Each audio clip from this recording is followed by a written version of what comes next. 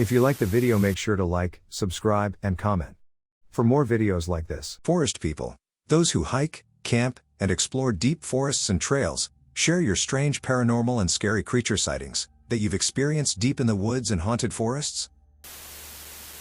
Possible paranormal experience. So I was out on a hike with a friend this morning, and we were out in a clearing, and two of the monkey brain fruit things came flying out of the woods like someone threw them. So my buddy took his flashlight up to the woods where they came from, not believing something was there, and when we walked up and shined our lights at the woods, we saw human-looking eyes looking at us and very thin, pale arms peering at us from behind a tree. We decided to leave it alone and kept walking, but we felt something was wrong, so we went back over there, and there was no trace of this thing. The best way I can describe it is human-looking, but no way in hell human. Northern Cascades, stick men. We were told to never pick up or take any handmade objects we found in the Chuckanut foothills. These woods were historically avoided by the local tribes for generations before white settlers arrived. People consider the forest haunted and filled with evil spirits and dark ancient entities. The elders tell us that the stick men are evil spirits. They come in many forms. Occasionally they look like a shaman, other times they can present as a half-human, half-deer, or a demon with long spindly limbs. Unlike Sasquatches, who can be good, benign, or mean but not evil, as they dutifully watch over the forest. Stick men are malevolent, evil beings that delight in terrorizing their victims and seem to gain strength from inflicting suffering from the many curses they spread. We were told to never whistle while hiking or visiting in that part of the woods, and that we should leave the forest immediately if we ever heard whistles from the depths of the forest. They will sometimes throw sticks and rocks at trespassers in their woods. There was even a recent story I read in the local group about some hikers who found a strange doll made of hair and twigs and bark at the side of a trail that they were hiking. They brought it back home only to be immediately faced with a flurry of paranormal activity, rocks being thrown at them, objects being thrown/moved around the house, eerie whistling in the night, and sightings of humanoid apparitions that morphed into monstrous, long-limbed, malformed creatures darting through the shadows in their front yard at night. After many months of intensifying terror and weirdness, the hikers eventually decided to return the doll to the place in the woods it was originally found, but it was too late. They had been cursed and suffered many unfortunate accidents and illnesses until they moved back east to stay with their families. In 2018, while backpacking north of Santa Fe, I awakened around 2 or 3 a.m. to an unusual sensation and observed an unusual greenish-blue light illuminating my tent. I alerted my partner to ensure my safety, and she also noticed the strange greenish-blue light. Within a few seconds, the light starts to dim, and it is completely gone. We were north of Lake Catherine, and we didn't see anyone out the entire day before. When we initially set up camp, we both felt a little weird about the spot, but a storm was coming, so we just had to hunker down. That's my creepy northern NM story. Thankfully didn't see anything else weird the trip besides what looked like an abandoned camp that may or may not have been torn apart by a bear. One time when I was a teenager, my dad took me elk hunting, at altitude, in Colorado somewhere west of Boulder. We camped for a few days about a mile off a disused forestry road. There was no one around for miles. On the night we were leaving, we finished packing up camp and started hiking to the truck. We both felt like we were being watched. It was uncanny and definitely unnerving. At dusk we got to the truck, which was parked on the side of a gravel road with tall fir trees along both sides of the road, and loaded up the truck as the shadows of the trees grew long and dark. When we were done securing the back, we hopped in the truck cabin and started the engine and turned on the headlights. Directly down the road about 30 feet, standing perfectly framed between the tall trees, were two somethings. They looked taller than my dad, were standing on 2 feet, and were covered in dark hair. They stood there, like two extremely lanky black bears with human-looking eyes dazed in the headlights, just squaring off and staring right at us. After about 5 seconds, they slowly turned away and calmly walked into the tree line with a very human-like gait. I said, "Dad, are those bears?" And he said, "No son, those definitely aren't bears," and he put the truck in gear and spun the tires as we got the hell out of there. I don't know what we saw, but it was truly shocking and disturbing. What were they? Had they been watching us the whole time we were camping? I have no idea what just happened. I live in rural southern Michigan. Since living here I've had all sorts of encounters with a plethora of entities. This happened to me literally like 15 minutes ago. We were driving down a dirt road, surrounded by the woods. This huge white cat ran across the road, which is uncommon in my area. As soon as I tried to get out of the car and grab them, I saw this tall, emaciated figure move towards me from out of the woods. I wasn't wearing my glasses, but I could immediately tell that something was off. Its movements were janky, like it was struggling to move. I go back in the car, and we leave. Now this part of what happened is scary to me. We got home and sat in the car on the phone with my dad for a bit. The whole time I felt uneasy. I would say that's normal for me because I'm afraid of the dark, but I felt more anxious this time. I was already almost to the porch when I heard a kitten. It was nearly identical to a kitten in sound, but I didn't see it. There was this odd mechanical tone to it, like it wasn't real. I'm still periodically hearing it, but I'm in the house now. I was just wondering what it could be. I'm a little scared that it'll start tapping on the windows like stuff normally does. I was walking my dog one evening at this cool cemetery off of Canal Road in Valley View. It was getting dark, and I was reading the tombstones at the top of the hill.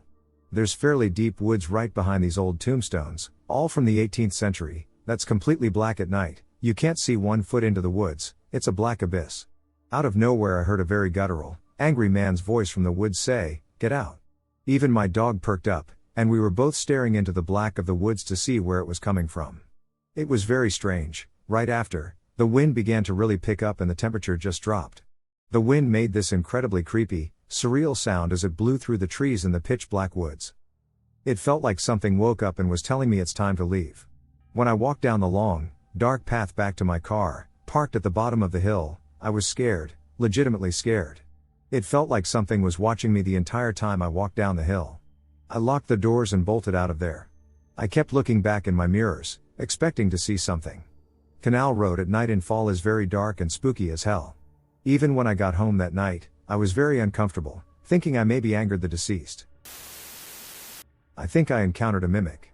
So about 3 years ago, my mom and stepdad took me, my older stepbrother, my 2 younger stepsisters, and my younger half-sister to Oklahoma for a week during the summer. We were staying in a cabin in a wooded farm area. I was 13 at the time. I am 15 now and still remember it. It was about midnight, and I was lying in the bed I had picked. The cabin was small.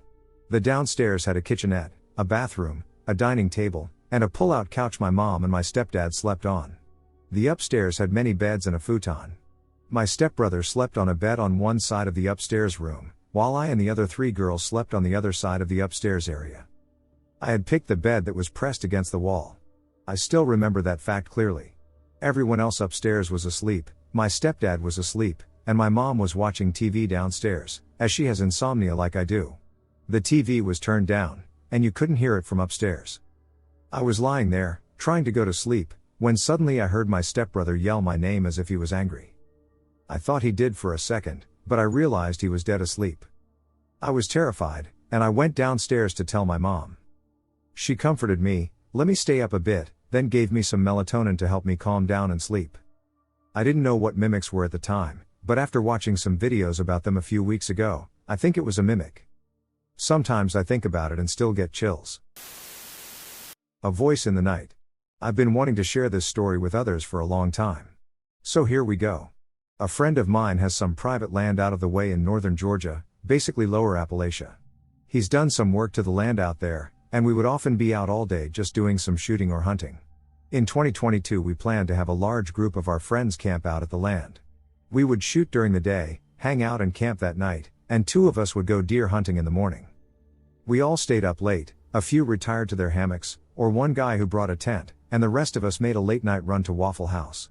After we got back, we all said goodnight and went to bed. We all set up in a big circle around the fire we had going. That was except for my friend and I, who set up apart from everyone else so we could sneak out in the morning to hunt deer. It was about 3 a.m., and I was in my hammock and unable to go to sleep. I had slept a lick and was wide awake. I didn't do a lot of camping, so I just couldn't get comfortable. About 30 minutes after lying down, I suddenly heard a voice that sounded like it was coming from about 50 yards away. It was hard to tell in the dense wood. It came from the opposite direction of where everyone was at. It just kept repeating, "Hey. My name, hey. Come here. Hey." It sounded exactly like one of my friends who was asleep in his tent in the opposite direction of the voice. It went on for maybe 10 to 15 seconds, then abruptly stopped. I've always heard the stories of the Appalachians and the woods. I knew not to investigate. Eventually, about an hour later, I fell asleep. The next morning I confirmed with my friends that no one was awake at that time. I've been out there many times since then. Those woods really have never felt the same since that event. No one else is around anywhere near these woods. The only thing out there is an abandoned chicken house. After telling this story to a friend that wasn't out there, he told me he wasn't surprised. He also confirmed he never felt that those woods were safe. He and the guy who owns the woods had a weird event happen while hog hunting late at night. But I'll save that for another time. I live near a forest, something lives there too. So I've been hearing screaming, but not human. It sounds like a mountain lion when I went to the forest with some friends and a taser. To defend myself, because people who go out alone and without a weapon to find a monster are crazy, so let me tell you what it looks like. It has long horns and is super skinny. It walks around on all fours and has a long, forked tail. It looks like a cross between the Wendigo and the Jersey Devil. The forest is really close to me, like right behind my backyard. I've been finding dead animal carcasses half-eaten. It looks like a cat got to them, but all the animals look like they were scared when they died, with the face of pure terror, well, as close as a squirrel can get to pure terror, and I'm just wondering what the hell to do about it. It wasn't trying to attack me or my friends, it just sort of looked at us funny and then gave us a loud screech, and it ran away. Should I go after it with more tasers? Help! A shadow figure followed me after I threw a can into the forest. So this just happened, and I honestly don't know what to do. I was walking a trail, and after finishing a drink, I threw the can into the forest. I knew I shouldn't, I even had a weird gut feeling not to, but I still did it. Not long after, I started getting a sharp ache in my upper stomach, not belly, more like right under my chest. While I was walking home and taking the connecting road that links to the same trail, I saw a black 7-Up bottle on the ground filled with some kind of black liquid. I didn't touch it, just walked past it, but it stood out hard. I associate myself quite a bit with the number 7, and I was carrying a green and black bag too. It was like the whole thing weirdly reflected back at me. When I got near my apartment door, something happened that I can't really explain. It was like something placed an image in my head or showed itself without actually being in front of me. I felt this black aura, no joke. The figure was bald and had no face or features except for the whites of its eyes and pure black pupils. It didn't feel like a random thought or imagination. It felt real and sudden. Now I still feel its presence around me. Not visually, but energetically. It's heavy. I've had shadow people experiences before, and I'm sensitive to energy, but this is the first time I've felt like something actually followed me. What am I supposed to do? Is this spiritual, a warning, or something I need to cleanse? Any advice is appreciated. Demon? Skinwalker? Now I'm a long-time avid outdoorsman. I live in Michigan and love hunting and backpacking. I've only had 2 experiences like this. The one I'm about to describe is the worst of the 2. This event happened in 2019. I was at a buddy's house whose whole family lives on one street. All the houses are located on one side of the street, while the other side is entirely wooded. My friend's house is located at the far end of the road, so that means nobody except his family will be outside, especially late at night. We were having a fire, it was maybe 1 a.m.-ish, and my friend asked me if I heard people talking. He turned off the music, and we sat there silent. We listened, and then we heard very strange laughing, but only one thing, not multiple. Then the laughing transformed into 3 distinct sounds. I would say it started talking, it was so weird hearing it. We heard this sound coming from across a small stream, which meant we could tell if it was approaching us. My friend has bad vision, so for this next part, I only saw there was no cloud cover that night, the moonlight slightly lit the tree line up. I swear I saw a man turn into a dog-like thing, like an upright, 4-limbed man thing just turn into a creature on the ground like a dog. I started hitting my friend, repeatedly asking, "Did you see that?" Everything that has happened so far has taken maybe 5 minutes. It was moving very slowly, like it was stalking us. It kept making strange noises, we could hear barking. In front of us was a pond, and clearly in the middle of the other side was a huge creature. Then it appeared out of the tree line, and we both saw a shadow appear.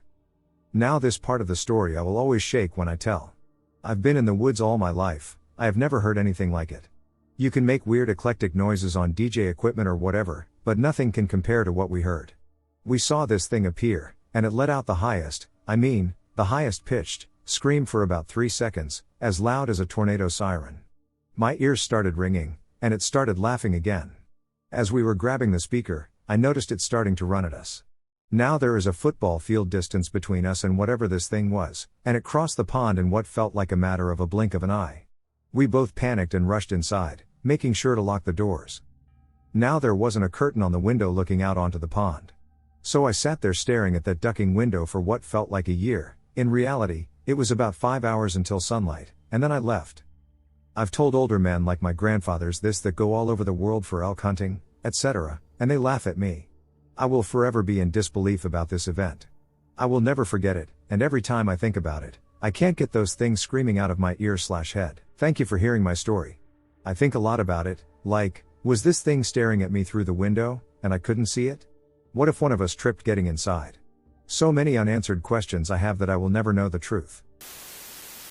Weird atmosphere in the forest. A few months ago in June, my best mate and I went for a run because we wanted to improve our cardio.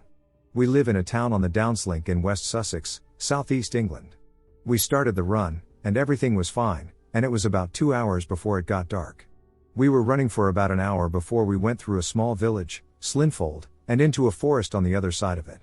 Instantly my friend thought something was up, and I didn't notice anything at the time, but the longer we were there, the weirder it got. There was absolutely zero ambience, the entire place felt lifeless and silent. It was like we were completely disconnected from society, and there was a really weird presence just observing us. It wasn't even dark at the time, but sunset was just about to begin. It's probably just nature, but we both had a gut feeling something was off about the place as a whole. I'm rather superstitious, so I wanted to ask if anyone knew what it could be. It noticed me in the forest. I was walking through the forest, not far from where I was camping with family, when something caught my eye, something huge, unnaturally tall, and gliding silently between the trees. It stood at least 3 meters high, dressed in a long, white, hooded robe that reminded me of something religious, almost like an old church cloak. The figure moved in a perfectly straight line, from one side of the woods to the other. I couldn't see a face, just deep blackness inside the hood. It didn't seem to notice me, and before I could make sense of what I was seeing, it disappeared into the trees. The next day, when the forest was lit by daylight, I saw it again. This time it came from the opposite direction, same height, same robe, same unnatural stillness.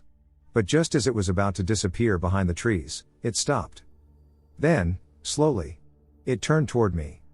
Everything went quiet. It felt like time froze, like the whole forest was holding its breath. I was with my cousins, but in that moment, I couldn't hear them. I couldn't hear anything. The figure stared at me. Not with eyes, it didn't have any, just an empty void in the hood. But somehow, I knew it was looking right at me. The feeling that washed over me was something I'll never forget. It wasn't just fear, it was pure evil. Heavy. Focused. Angry. It felt like it didn't want to be seen, and it hated that I had seen it. After what felt like 7 long seconds, it turned away and continued moving through the trees, vanishing again without a sound. I didn't scream. I didn't run. I just stood there, like I was frozen, like part of me still is. Pine Forest Encounter. This happened to me about a year ago. My hometown friends and I went to a party that night. We stayed in the streets until around 4 or 5 a.m., when we agreed to go home. We have this rule that every time we go for drinks, one of us is the Uber driver. That day, I was the designated driver while all of my friends were drunk, and I was only drinking water and other non-alcoholic beverages. When I made the first stop to drop off one of my friends, I had to turn right onto a road that runs between a vineyard and a pine forest. This road goes for 2/3 miles until I get to civilization and lights. The eyesight is incredibly reduced even with the car's lights at maximum. Once the last lamplight disappeared and I was in the middle of this road and having a safe drive, this dark figure appeared to be flying right in front of my eyes. I don't know what it was, an owl, an eagle? I don't know, it seems to be larger than an average bird of prey. Damn, I even thought that I was drunk even though I drank like 3 liters of water. Since that day, I've never driven by that road. My shotgun, that day, was lucid enough to see the same flying dark figure that I saw. My friend and I went on a hike in Colorado. We didn't start until 5 p.m. in the summer, so it was already kind of late. We walked for a couple of hours, and the sun was starting to set. We ran into 2 guys with a dog that were coming down, and they said it was still quite a ways to the top where the lake was. They were concerned because all we had was our water bottles and phones, so they invited us to walk down with them. They genuinely seemed nice, but we decided we would go on a little bit longer. Maybe 5 minutes later we decide it's going to be far too late if we don't turn back now. The 2 men were nowhere to be found, and we couldn't even hear their dog playing around. By the time we got into the border of what would be heavy woods, light was barely coming through the trees. We went in, and I looked to the side where a little light was beaming through the trees. I swear I saw a little boy sitting on the rock. He had brown hair and one of those old-fashioned bowl cuts, looked about 5 years old, and was wearing a red, white, and blue striped shirt.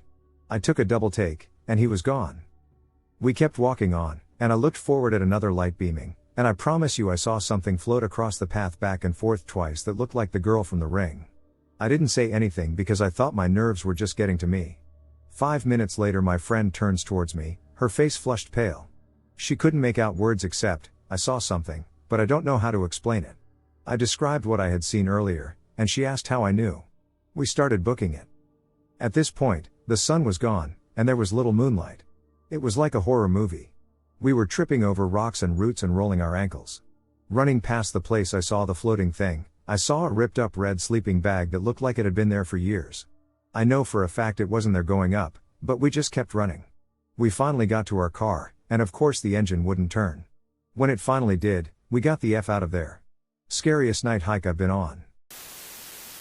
Fairy or nature spirit encounter. I'd like to share a story that happened to me and my little sister back in September 2024 on a meadow near the place we live. I used to visit the meadow with my younger sister. We used to stay there until nightfall, stargazing. The meadow is neither big nor small, and it's located halfway up the tallest mountain in the mountain range where we live. The mountain is shrouded in legends, and it's a truly beautiful place to hike. The meadow has no phone signal, and a stream originates there. Once when we stayed out there late in the evening, I saw a white silhouette of a woman in a dress with long sleeves out of the corner of my eye. I dismissed it as an illusion and told my sister about it. She did not see the silhouette because she wasn't looking in that direction at the time. We half-jokingly started calling the silhouette Forest Maiden, and so we started calling that meadow a Forest Maiden's Meadow. We hadn't visited that place for some time after that. We visited other beautiful places in the meantime. One day we decided to return to that meadow, and upon entering, we greeted the Forest Maiden, asking her to let us inside her meadow, also half-jokingly. We were chilling and talking there. It was a beautiful day in September, and it was at dusk. The sun went down, but it was still light.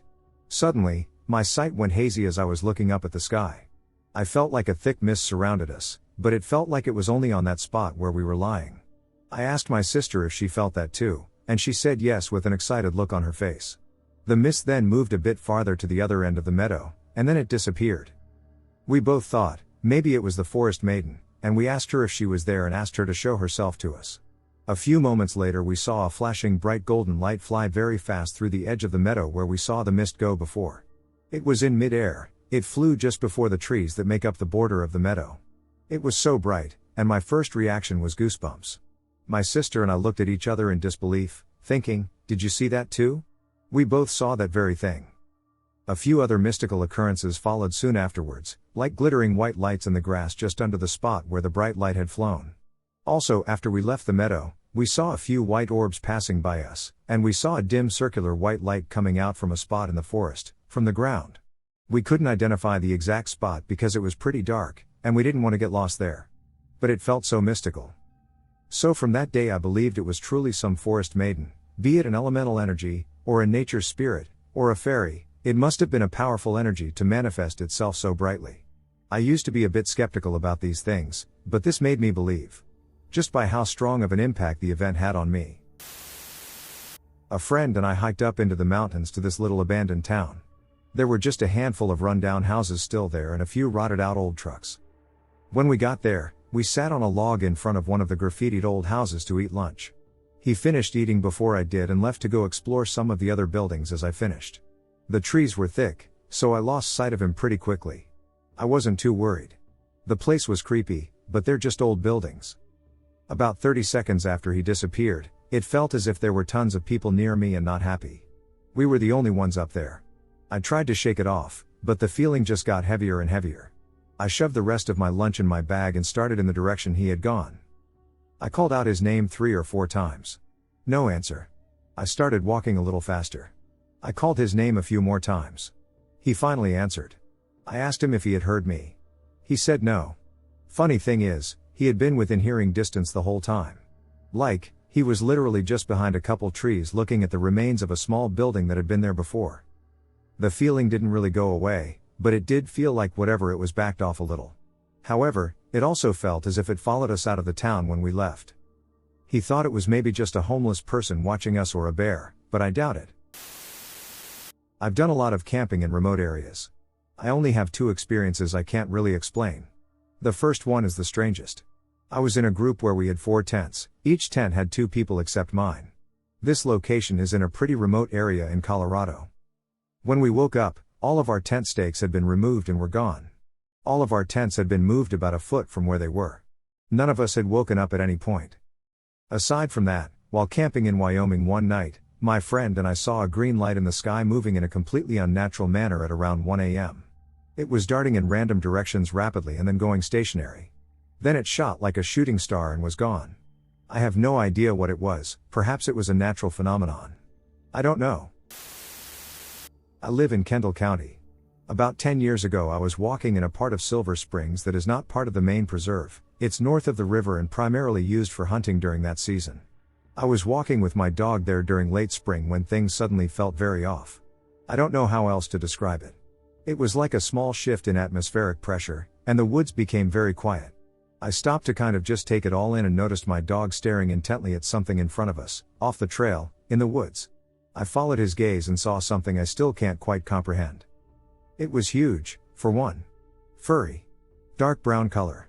It kind of looked like it was hunched down. Didn't see a face. I thought it was a bear at first.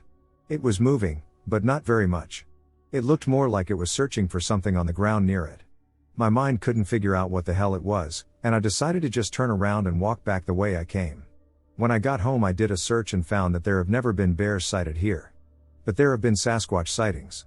One was recently, at that time, sighted at Harris Forest Preserve in Yorkville, which is about 5 miles or so south of where I'd been at Silver Springs. Still not sure what it was. I've been telling myself since then that maybe it was a loose cow. I have never experienced anything similar before, and I traverse the woods within this county nearly every day, regardless of the season. Another time I'd been walking with my dogs at Big Rock Forest Preserve in Kane County. There's an offshoot trail there that takes you to an old oak savanna. I was on that trail coming up to the savanna when I saw a man in front of me, standing on the trail, back to me, staring up at a giant old oak. My one dog was oblivious to him, much more interested in all the smells. My other dog noticed him though, and her reaction was so strange. She stopped, eyed him, then airplaned out her ears like she couldn't quite figure out what she was looking at. We continued forward on our path, and even her gait was odd, slow, hesitant. Still with her airplane ears. I told her it was okay, and as soon as she heard my voice, she whipped her head at me, like she'd forgotten I was there. Reassured, she dropped her slow and hesitant gait, and her ears moved back to their normal pose, but she never took her eyes off him. As soon as we got next to him, I noticed that he was very tall and very slender, with somewhat long, wavy, dark brown hair. When he turned to look at me, I noticed his face was just different. Very angular, like chiseled out of stone. His eyes were dark and kind of disquieting. I smiled and said hello as I continued forward with the dogs, both of them staring at him now. He responded to me, but I'm not exactly sure what he said. It was a quick, low mumble of something. He just gave me the weirdest vibe. I quickened up my pace after that, and once we were past him, my girl almost immediately went back to her typical self, carefree and happy to be out on a walk. We'd gotten maybe 15 feet away, and I turned back to look, and he was gone. Nowhere to be seen. That part of the trail I should have seen him walking back to the main preserve, but he was just gone. It was one of the most bizarre encounters I've ever had with a human, and it makes me wonder if he really was one. I was spending a weekend in our countryside cabin with just my dog. He is a German Shepherd and always follows me. First I heard it when I was in the sauna one late evening. My dog was outside waiting in the small dressing room/porch area. The room has a door outside that holds a view straight to the woods, and I always close it so my dog won't wander off whether he smells an animal or something. At first I heard sounds outside, kind of like an animal walking, and then small barks and sniffs. Very soon, my dog started barking wildly, and I retreated into the dressing room. The door was open into the night, and my dog was still inside the room barking into the woods. It scared me a lot, but eventually, I convinced myself it was just a small wolf or something. I probably hadn't closed the door properly. But then I heard it again at night. It woke me up. Sounding even more off. Could see my dog on the floor already listening. It was exactly like a human imitating a dog, even panting, disturbing as hell. I jumped to put all the lights on and just found courage in me to scream, "I know what you are, stay the duck away, you're not welcome here," and stayed up all night. But I didn't hear it again. Safe to say I will never go there without a group of people again. The haunting of the Lewis River and nearby forest. I slept next to Lower Lewis Falls many years ago and heard the strangest things. I don't believe in supernatural occurrences necessarily, but this was a striking auditory hallucination I had experienced at night, and it would not be the last time I would hear it, which has me questioning my doubt of the paranormal. While lying in the hammock near the base of the falls, I could hear the sounds of the waterfall echoing off of many of the nearby surfaces. Thousands of varying surfaces reflected the already thunderous clamor of the falls and began to undulate into a strange pattern. The changes were so subtle and sounded real, yet they were within my mind. The clamor of the water and its reflected sounds evolved slowly into the chirping of frogs, which in time became the beating of a drum, then a chant that picked up tempo and became more of a wail and screams.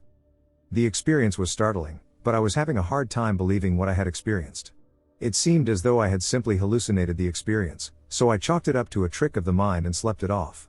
In the morning I mentioned to my camping buddy what I had hallucinated, and he gave me a very peculiar look and said he heard very much the same thing. This really threw me for a loop. I would go on to mention this experience to other people, and a few folks verified that the Lewis River and the forest on the other side were haunted.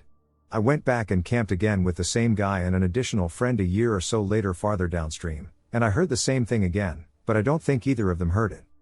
Has anyone ever heard anything like this or know much about the Lewis River being haunted? It's in Gifford-Pinchot National Forest in Washington. A couple of years ago some friends in my scout troop were at a camp in these temporary cabins. They had doors, a roof, walls, and bunks but nothing else. This was in the woods of Oregon, US, so the myth of Bigfoot is a common tale. Anyway, one of my friends couldn't sleep and was up late at night in his sleeping bag. Suddenly, he looks out this mesh just under the roof line and sees movement. Then, the door opened, and what he described as a large, hairy humanoid figure stepped into the room with what appeared to be a baby version of itself just behind it. It looked around, grabbed a bunk and slid it across the room, then left. Nobody else woke up. My friend was scared as all hell and told nobody of his experience until a few weeks later. Turns out one other guy in there spoke to a few days later and described the same thing. I don't believe them, but they both are dead serious when talking about it. I reside in an area where the Second World War, particularly the partisan struggle, took place. At night with my group of friends, we loved to venture into the woods at the edges of the trenches. The thing that left us most stunned is that we could hear footsteps all around us, but without the presence of anyone. One night we saw a white body, totally transparent, crossing the path. Instead, some time later we saw red eyes looking at us. They were not red because they were illuminated but red with their own light. In that area, in the houses built at the edge of the woods, you can always hear breaths, and you always hear us being watched. There are constant noises and ethereal voices. Last thing before concluding, while digging to build a connecting road between the village and the one next to it, they find a mass grave with the remains of the soldiers. The Haunted Woods. I've barely told anyone about this because most people think it's too crazy to be true. I know it's true. I can't really provide pictures or proof, as this was 17 years ago. Before everyone had a camera in their pocket. When I was a teen, I and my friends went and played in the woods after dark one time. We were told it was haunted by evil spirits. This incident occurred at a pirate fair called Sea Dogs. While we were walking through the forest, we heard something that sounded demonic say something close to "Leave, you're not welcome here." We thought it must be adults or older kids trying to scare us, so we kept walking. All of a sudden, I got shoved really hard. I fell, and I heard the voice again, but this time it wasn't whispering. All my friends saw it happen and heard the voice. We started running. I was always fast, so I was close to the front. Then I heard my friend, we'll call her Kay, screaming. I looked back. We were running up a hill in the forest, and she was holding onto a tree root. Something translucent, something that looked like a demon, the closest thing I could compare it to is an imp, but all black and shadowy, was grabbing her ankle and trying to pull her down. I and one other boy ran back and grabbed her by the arm. It was pulling her so hard that when it let go, we all flew back and then started running again. There was no logical explanation for this. I had 2 bruises in the shape of weird hands with really skinny fingers, and she had a similar bruise around her ankle. The bruises were pitch black immediately after it happened. I haven't told very many people this story, because hardly anyone believes it, and really, who can blame them? I have my own true story that occurred in the North Cascades last winter. Just for your info, the North Cascades are sparsely populated, and the landscape is dense forest. I was driving my younger brothers and boyfriend home on a road that cut through the forest. About 200 meters ahead of us, closer to a street light, I saw what looked like 3 tall, slender, amber-colored, human-shaped things holding hands across the road. I internally panicked because I didn't understand what I was seeing, and I didn't know if I needed to slam on my brakes, but I was afraid to stop or speed up to ram through whatever those things were. A few seconds pass, and those things/shapes aren't there anymore. It all happened so quickly. I assumed it was just my eyes playing tricks on me, so I didn't say anything, but my youngest brother piped up from the back and asked, "What were those things on the road?" It freaked us out that the two of us saw the same thing. It was weird, and I couldn't really explain it. I would have been more likely to dismiss the sight as something with a logical explanation, as I'm a skeptic about folklore/paranormal stuff. But something else happened the previous night around the same area. I was about half asleep next to my BF at my parents' house when I heard this whooshing sound outside. It got louder and louder to the point where the only explanation I considered was that a plane was about to crash right outside the house, although I knew that couldn't be true. The sound subsided a few minutes later, and I fell asleep. When I woke up the next day, I definitely thought I probably just dreamt about how intense the sound was, and I didn't mention it. However, when my brother woke up, that same brother who saw the same things on the road as I did, he mentioned to the family about how it sounded like a plane was going to crash right outside of his window the night before. We were the only two who heard the roaring noise. I'm still a bit of a skeptic, but the circumstances those 2 nights shook me up, and I think something weird was going on. I live in Australia and 20-odd years ago moved into a rental owned by the state government in an outer suburb of my city. It was a 6-month lease, as the entire neighborhood was earmarked for demolition to make way for a new freeway. The house was on a small but steep hill. Not quite at the crest of the hill. In the backyard, the hill continued to rise, and at the crest was a Hills Hoist clothesline. Looking from the house on the left were 2 buildings, a dilapidated wash house, once used for washing clothes, and then a disused outhouse. At the far end of the property, towards the bottom of the hill, were 2-meter-tall wooden posts that marked the entrance to the woodlands beyond. Inside the dense forest, there was a creek and the last remaining area of original, untouched native forest within the city boundaries. This small forest was also marked for destruction to make way for the freeway. I always had a sense of unease and even dread whenever I hung washing up. I could never step 1 foot beyond an invisible line marked by the far end of the outhouse. At times I heard things coming from the forest. Weird things. The sound of wailing, awful, deranged crying, and screaming could be heard. There was a disturbing, rhythmic crack sound over all of it. Most of these were at night, but occasionally when things were quiet, I could hear them by day. I had terrible sleep there and kept getting dreams of being assaulted, of being flown, pulled violently from my bed down beyond the backyard, past the wooden posts, into the forest, to the creek where I heard the wailing and crying louder and louder until I found her, an elderly indigenous woman sitting on a rotten log, wearing a possum cloak, crying and rocking herself back and forth as blood streamed down her face from the rock she was cracking upon her head. That's what the crack was all along. I have no idea what happened there, but something god-awful had happened in that creek to that woman and to her people, and she was not at peace. I ended up moving when the lease expired and everything was demolished. I never go there, as I live in an entirely different part of the city now. But I know that today, there are cars driving through that woman's grief at 100 kilometers per hour, and it is wrong, and it is vile and disrespectful in so many ways. I tried finding out what had happened there in that forest but could not find anything. The Forest Dome. I don't know if this is the right category, but here we go. So ever since I was little, I have remembered this one experience. To this day I don't know if it was just a dream or an actual place. I asked my mom a couple times about it, and she doesn't remember going to this described place. So my memory starts off in third person with a view of a big forested glass dome. It was about the size of 2 average school gyms. It's kind of complicated to explain. The third person also sees a wooden bridge leading up to the entrance of the dome. My mother, with her usual beautiful red hair, is standing on this bridge, holding a little blonde girl with blue eyes, me. At the time of this memory, I was about 4 years old. My mom appeared to be walking into the dome a couple of seconds later.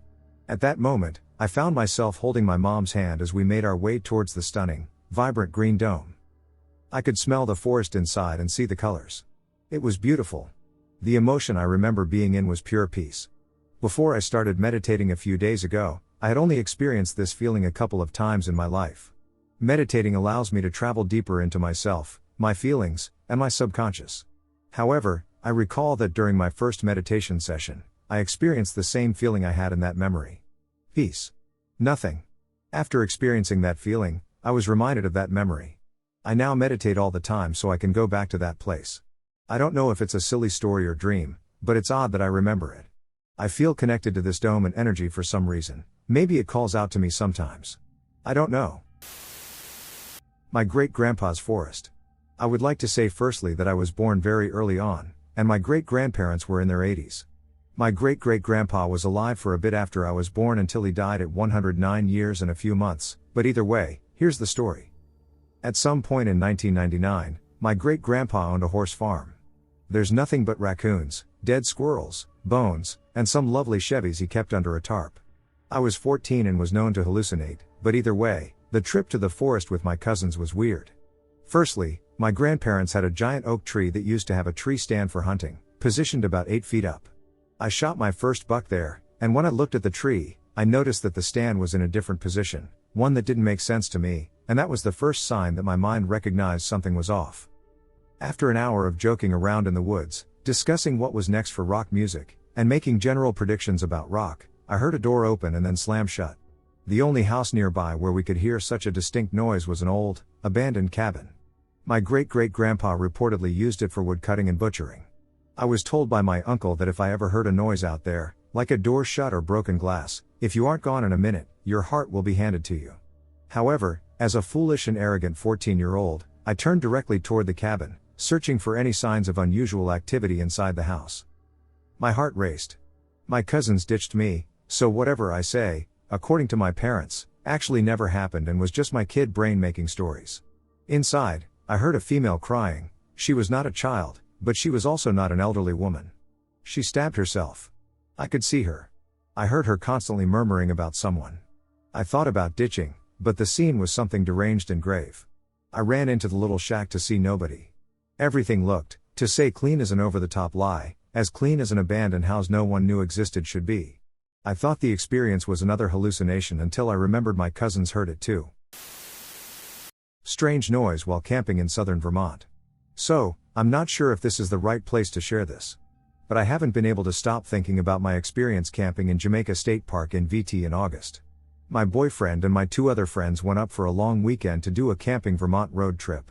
The first night we stayed in Jamaica State Park, where I used to go as a kid all the time. While we were setting up camp and sitting by the fire at night, we were astonished by how quiet it was. No birds, cicadas, crickets, etc. None of the regular sounds of the woods we are used to hearing while camping. We didn't think anything of it. When I was falling asleep, I noticed the eerie feeling of it just being so quiet. I ended up falling asleep but woke up in the middle of the night to a banging sound. The campground is a loop, and I first heard this sound right on the road alongside our tent. I couldn't hear any shuffling as if someone was walking while hitting something. When other people walked on the trail to the bathroom, I could hear footsteps. This was just a clanging type sound. Almost as if someone was hitting a metal pan. This sound was loud and deep, not high-pitched. This sound continued around the campground loop twice. Maybe lasting 20 or so minutes. This bang also continued at the same steady metronome the entire time. Maybe a bang every 5 seconds. I have never been so scared. I am pretty comfortable in the woods and have camped alone and gone backpacking. I've camped alongside bears and other animals but never felt as scared as I was that night. I was completely frozen and too paralyzed to move. I kept running through my head any explanation but couldn't come up with anything logical. After looping the campground twice, the sound eventually stopped, and I fell asleep. The next morning I asked my friend group if anyone heard it. Only one of my friends also said he heard the whole thing and described it exactly as I did. We just laughed it off and joked about it. We came to the conclusion that it was a moose, although I wasn't convinced. I asked the park ranger if moose are ever around this area. She laughed and said no, it would be very uncommon to see a moose. I explained the noise that we heard, and she said she'd listen as she fell asleep tonight and would report back if she heard anything. The next night we went to sleep all on edge, prepared to look outside our tent if we heard the noise again. We did not end up hearing anything, and in the morning we left this campground and headed north to the next. We continued to joke about it throughout the weekend but couldn't come up with any logical explanation. Note, there was an ambulance in the morning at the site across from us, but I don't think it has anything to do with it. The man who was camping at the site was on the older side. I suggested that he might have dementia and may have gotten confused in the night and was the one who was making the sound. My friends didn't think so because they thought that the camp ranger on duty would have suggested that could have been what we heard. Fast forward to the morning of October 23rd, and I was scrolling TikTok, where I saw a video talking about the Bennington Triangle. I want to emphasize that I don't follow conspiracy theories and don't really believe in ghosts. I looked into the location for shits and giggles and found that we were camping right outside of this supposedly haunted area. Looking into this a little more, I found that people commonly report hearing sounds similar to what I heard. I am wondering if anyone has insight on what I could have heard or, hopefully, has a logical explanation for this. Creepy encounter in a forest. This encounter occurred about 6 years ago when I was at a military summer camp located in a remote area of Lithuania, surrounded by dense pine forests that, I must admit, looked beautiful. The camp was alright, basic military stuff: wake up early, go to the flag post, stand at attention until the flag is raised, and other stuff like that. In the program, there was one day dedicated solely to hiking, so when that day arrived, we all woke up, packed our things, and, along with one of the counselors, went into the forest. We hiked for about 2 to 3 hours until he stopped and said, "Yup, we are going to set up here." My little friend group and I looked around, and we noticed that everyone else was just as confused as we were. It turns out one thing the counselors didn't mention is that we were going to us. We built shelters and spent the night in the forest. So everyone put their belongings down and began dragging sticks, moss, and other materials found in the forest to build a makeshift camp. It took the whole day of building to complete our shelters. While we were busy building, our counselor found a jawbone of some animal lying on the ground, picked it up, found a stick, and tied the jawbone to the top of the stick with twine, pretending to be a tribal shaman. Then he walked around the camp picking weird stuff off the ground and decking out his staff. It was ducked up, to be honest, but then it looked so ducking cool to us. Anyways, the sun starts setting, and the forest is dark now. We are trying to light a fire with those fire starters. I don't know what they are called in English, but it's that metal rod you strike with your knife, and sparks fly everywhere. We keep trying to light a fire, but the wood is wet and can't light for shit, so I and 2 friends volunteer to go out into the forest and find some sticks that might have been under a tree and didn't get as wet as the other sticks. We walked for about 5 to 7 minutes until we found a small tree that resembled something from a painting, situated in a small clearing in the forest, although I can't clearly remember its exact appearance. We walked up to it and found out it was dry enough to light, so we began trying to break it, spending like another 10 minutes in this creepy dark forest trying to break this tree and take back the wood, but then shit got really ducked in a couple of seconds. As we were shaking the tree and trying to overpower it, we heard some branches cracking somewhere deeper in the woods, and we all turned to look at it. We had one shitty flashlight, so one of us shined it in the direction where the sound came from, and honest to God, we saw this huge black creature standing on 4 legs. The shitty flashlight couldn't shine that far, so to us it looked like a black mass that was at least 3 meters tall and looked like a human with elongated limbs, but it didn't move at first, just standing there on 4 legs. We started thinking that it might just be a shadow and that our minds were playing tricks on us, but then the ducker moved. It looked as if it started leaning in our direction, and when we saw one of the legs move, we dipped out of there. I haven't run faster in my life. So we run back to the camp. There's still no campfire, everyone is looking at us like we are some animals, and out of breath. One of my friends begins almost shouting about how there's someone in the woods. No one believes us. Some older kids sitting around now stand up and ask for the flashlight and say they are going to check it out. We sit there trying to catch our breaths while the counselor is still holding his staff of nightmares, asking questions about what we saw. Then some time passes, it wasn't long, maybe a couple of minutes, and the older kids come back running, and they say the same thing, that something was there in those woods. I can't remember clearly how they described it, but I think it was similar to what my friends and I experienced. So the counselor put his staff down. The counselor told us to pack up because the fire was not going anywhere, we couldn't boil water to cook our food, and then he started hiking back with us. The hike was brutal and almost pitch black, and we had the thought in the back of our heads that something might be following us. After another couple of hours, we got back to the main camp, got into our little huts, and went to bed. That night, we were unable to sleep in our hut. It was probably the most ducked up thing I saw in my life. It could have been just a shadow that shifted or a result of seeing things due to fatigue, but it remains a story that I sometimes recall while walking through a forest. Moonville Tunnel in Zaleski State Forest. I went to Moonville when I was in college in Nelsonville. We decided at around 10 p.m., let's go search for this tunnel, and arrived about 10:45 p.m.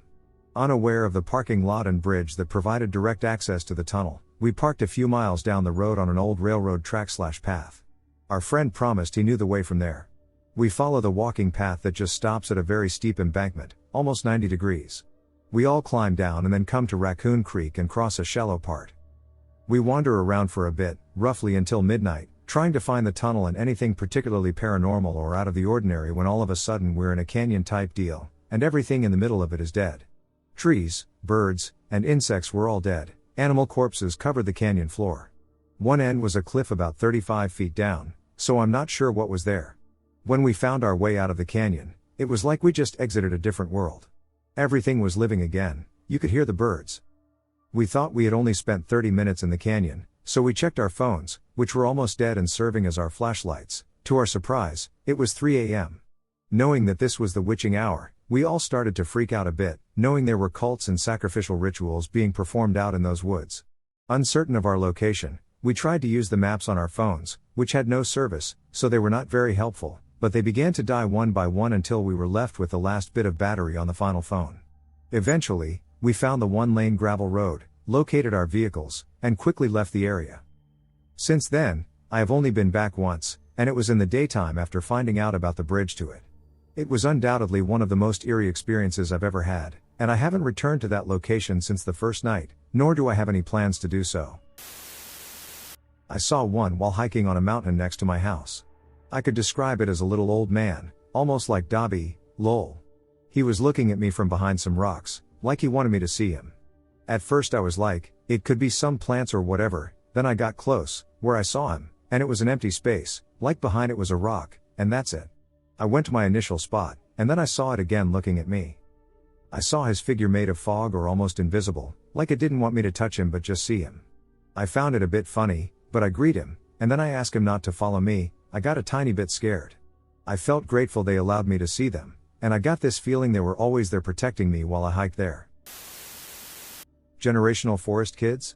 Surrey, British Columbia, Canada. So, when I was about 7 years old, June 30th, 2010, to be specific, my Opa ditched me at the park for a couple of hours.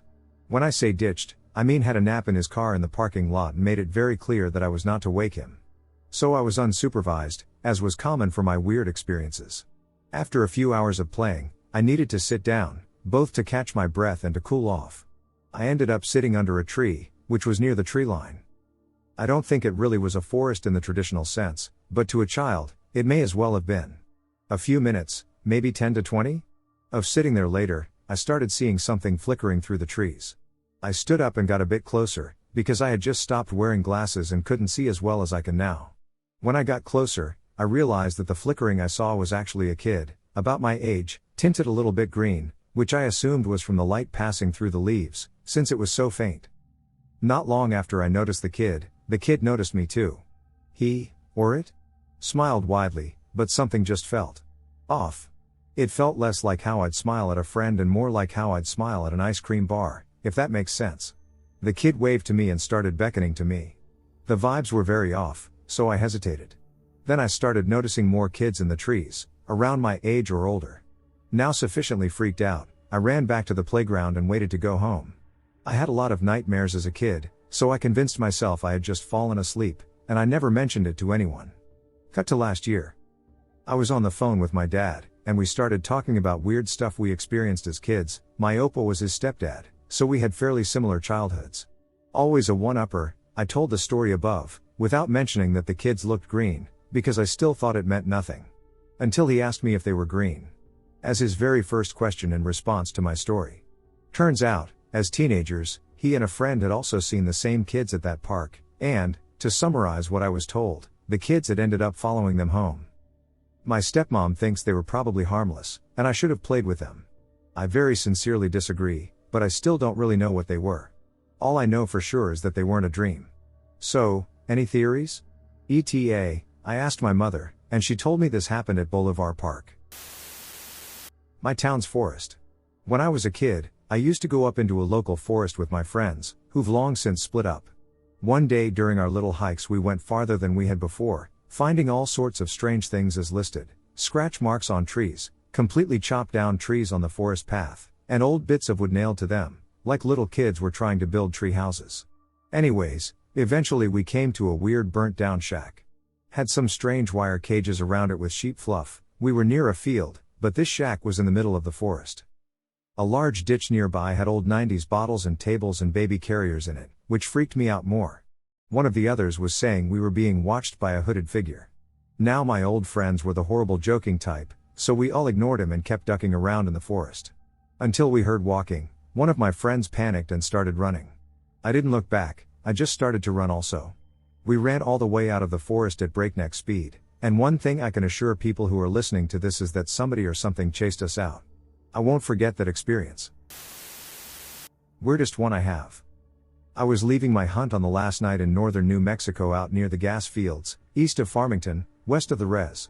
I get back to my vehicle, and it's pitch black out, with no moon in the sky and middle of nowhere darkness.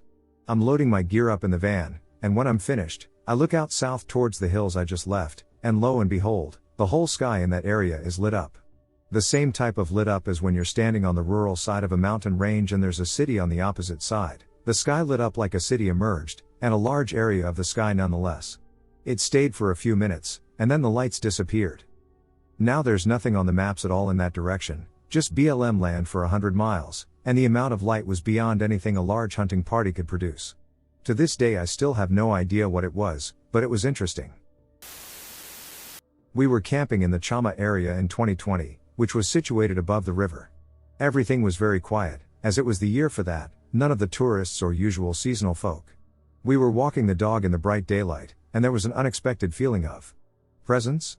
Like right before you turn a corner and sense someone is there. Started hearing wood knocks close by, then answering knocks from other directions and distances. The dog, a big German shepherd, was freaked out, barking, alternately lunging at the leash end and then pulling back the way we came. Strange behavior, and we turned tail. If it wasn't that year, I would have thought other campers/hikers. I have heard some crazy stories from people about their experiences camping around northern NM. I encountered a man while camping with friends in the Santa Fe Mountains who was traveling through with his girlfriend. He worked on film sets and, in between jobs, liked to spend his time in the backcountry. He told us about one night when he woke up in the middle of the night in his tent to a blindingly bright light all around, and he wanted to get out and address whoever was out there, but that was the last thing he remembered, and he said he must have fallen asleep or passed out because he woke up the next morning really shaken up. He told us about how the river flowing through those mountains, like all rivers, is sacred and was a very important resource for the indigenous peoples that live there. He said that one night as he was falling asleep, he could hear the sound of drum beats as he listened to the water flowing by his camp, and that he has asked other campers he has run into about this, and many others have heard it too, some have even heard singing. Fear Forest. I've only told 2 people this, and now I'm telling everybody. I have no choice, it's consuming me. My brother believed me, he was sure it was someone physically messing with me. My son believed me when, after 800 hours of research, I came up with my invisible Bigfoot theory. Now he too is scared of the forest. Personally, I'm leaning towards demons, aliens, or cloaked military forces. It was another beautiful fall day, I had the day off work, and I had just moved into a new home in an area I had grown up in. It was nice to be back in the old neighborhood, close to great hiking trails, creeks, and the waterfall. I took off down the old Indian trail I knew like the back of my hand. As children, all the neighborhood kids played in the creek and forest. As teenagers, we spent every summer day and night there. When my children were young, I had them there every weekend. As teenagers they also hung out there with their neighborhood friends. When I reach the end of the steep trail, which stops at the creek, I sit on the rocks, lie back, take a break, and stare at the sky. It was a perfect blue and yellow day with not one cloud in the sky and the sun shining proudly on the world. I thought about that as I was sitting there just relaxing and contemplating life. I was thinking what a beautiful, perfect place we live in, we have it all. I stood up to walk along the creek to reach the waterfall at the end. I took a few steps and stopped. I just stood there frozen, looking in front of me, there was nothing. I still stood there, I couldn't go any further, I could sense something. Then this overwhelming thought came into my head, loud and clear, it said, "You're not perfect, humans will always have fear, fear will destroy you." Something made me run, I was overcome with fear like I have never felt in my life. Something was there, I couldn't see it, but it was chasing me. I ran back the way I came, at top speed, panic speed, run for your life speed. Yes, it was chasing me. I heard steps, not like normal steps but exactly like little rocks or stones lightly landing on the forest floor without rolling or rustling the leaves. As I'm running back up the trail, I glance back. I see nothing. Still running in a panic, I start to think this is ridiculous, I don't scare easily. I stop on the trail, turn around, and stand looking. Within a split second, I can still hear the steps following me, yet I can't see anything unusual. I run and reach the top. I'm 5 minutes from home. I run home. I call my brother. Of course my brother believed me, he could hear the fear in my voice. He was quite sensible about the whole thing. He suggested that it was teenagers fooling around like we used to all those years ago, or he suggested it might be a creepy man who was watching me. I agreed with him but knew different, I must be losing my mind. I go see my priest. I can't tell him. I tell him I'm stressed and not sleeping well. I tried a little to veer the conversation towards souls and spirits, he resisted, and I left. Convinced there is something wrong with me, I go to see my doctor. I couldn't tell him the real story. What if he said I was schizophrenic? I had a full physical. Now I can't sleep, my perfect, content life seems rattled by something I have no idea what it could be. I have lost my employment and my new residence. I no longer walk, once I walked 2 hours daily, and my friends and family no longer reach out. A year later, in my new home, I start to search for answers on the internet. I'm not the only one. I find things similar to my experience. Missing 411, Stephen Hawking claims to have caught one in 1973. What is this? I've traveled the world, backpacked, and hiked where people don't go. I camp alone, I have no fear, and I'm a world traveler. How has this topic eluded me for this long? I've wanted to contact someone for so long, but honestly, who could you tell this to? The Bigfoot hunters? Missing 411? I've tried to write this hundreds of times but couldn't. I have to now to see if it will promote change. Something did communicate with me that day and chased me out of the forest in a feeling of pure dread. I don't know if I'll ever be the same. Ghosts in the forest? So my grandpa has some chickens in a yard that he bought. The thing is, it's in the woods and right by the Rhine, a big sea. I have to close it every day, and I don't like it. Why? Well, because it's in the woods, and I have had one encounter that I can't explain myself. I was walking towards the street next to the forest when I saw a grandma who called out a girl's name before entering the woods, and I even heard a girl's voice coming from inside. So I was going down too, and then they just weren't there. I was just frozen, with no indication that anyone was present. I'm sure it was not some hallucination or something. The grandma was real and just vanished. Maybe she took another route, but not so fast that she's nowhere to be seen. Can somebody debunk this, please, because I want an answer. 2 red eyes in the forest plus a skinwalker chasing my car? Background. My cousin and I live in the middle of nowhere, right next to a massive forest. Deep inside that forest, there's this old gazebo where we messed around and tried to summon a specific demon multiple times, last year. We didn't really think about the consequences back then, heard a few things we couldn't explain, learned our lesson, and decided not to do it again. The story. Not too long ago, the moon had an orange tint, and the whole place was covered in fog. We thought it'd be the perfect night to check if there was any paranormal activity going on in the forest, without summoning. We parked the car and started walking, but the atmosphere was unsettling, I know, super subjective. Either way, we turned back toward the car after 5 minutes. Normally we do an hour-long walk. Back in the car, my cousin rolled down his window and started flashing his flashlight into the trees in strobe mode. Out of nowhere, we both saw 2 bright red eyes staring at us from about 300 feet away. They only appeared for maybe 2 seconds, then vanished. We were trying to make sense of it when, about 10 seconds later, my car's parking sensor suddenly went off, signaling that something was right behind the car. That's the only objective fact in this story. The car clearly detected something that hadn't been there moments earlier. I don't have a rear camera, so we couldn't see what it was. I started driving instantly, 100% focused on the road. My cousin looked out of the window and swore he saw something chasing us, a gray, human-shaped figure running on all fours, insanely fast. I know it sounds crazy, maybe just his imagination. Has anyone ever experienced anything even remotely similar? My grandmother's uncle saw something strange in the forest. This incident is well known in our family, so I was also told about it. Actually, it happened with my maternal grandmother's uncle, who was an influential person back in those days. He used to go hunting frequently with his friends. On one such day, like usual, they went hunting and climbed into a treehouse to wait for the night. It was the month of January, so it was freezing. As night fell, they began waiting for their prey. Slowly his friends started falling asleep, but he remained awake and alert.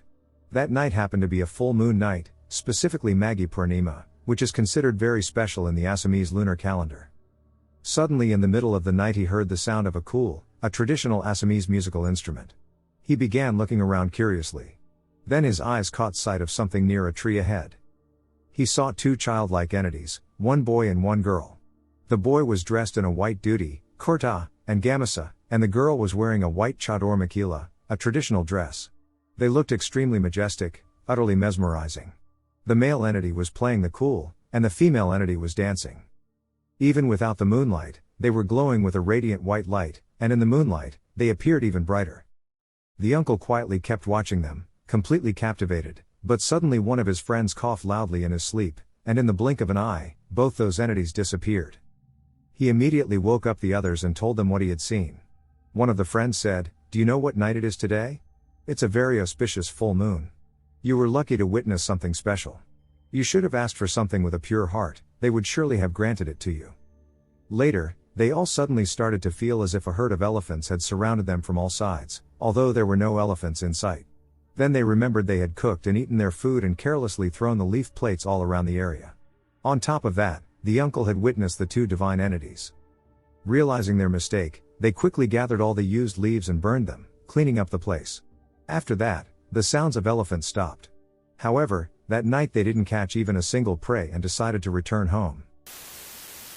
I was camping in my SUV in the middle of the Oz Desert and woke up around 5:45 a.m. this morning.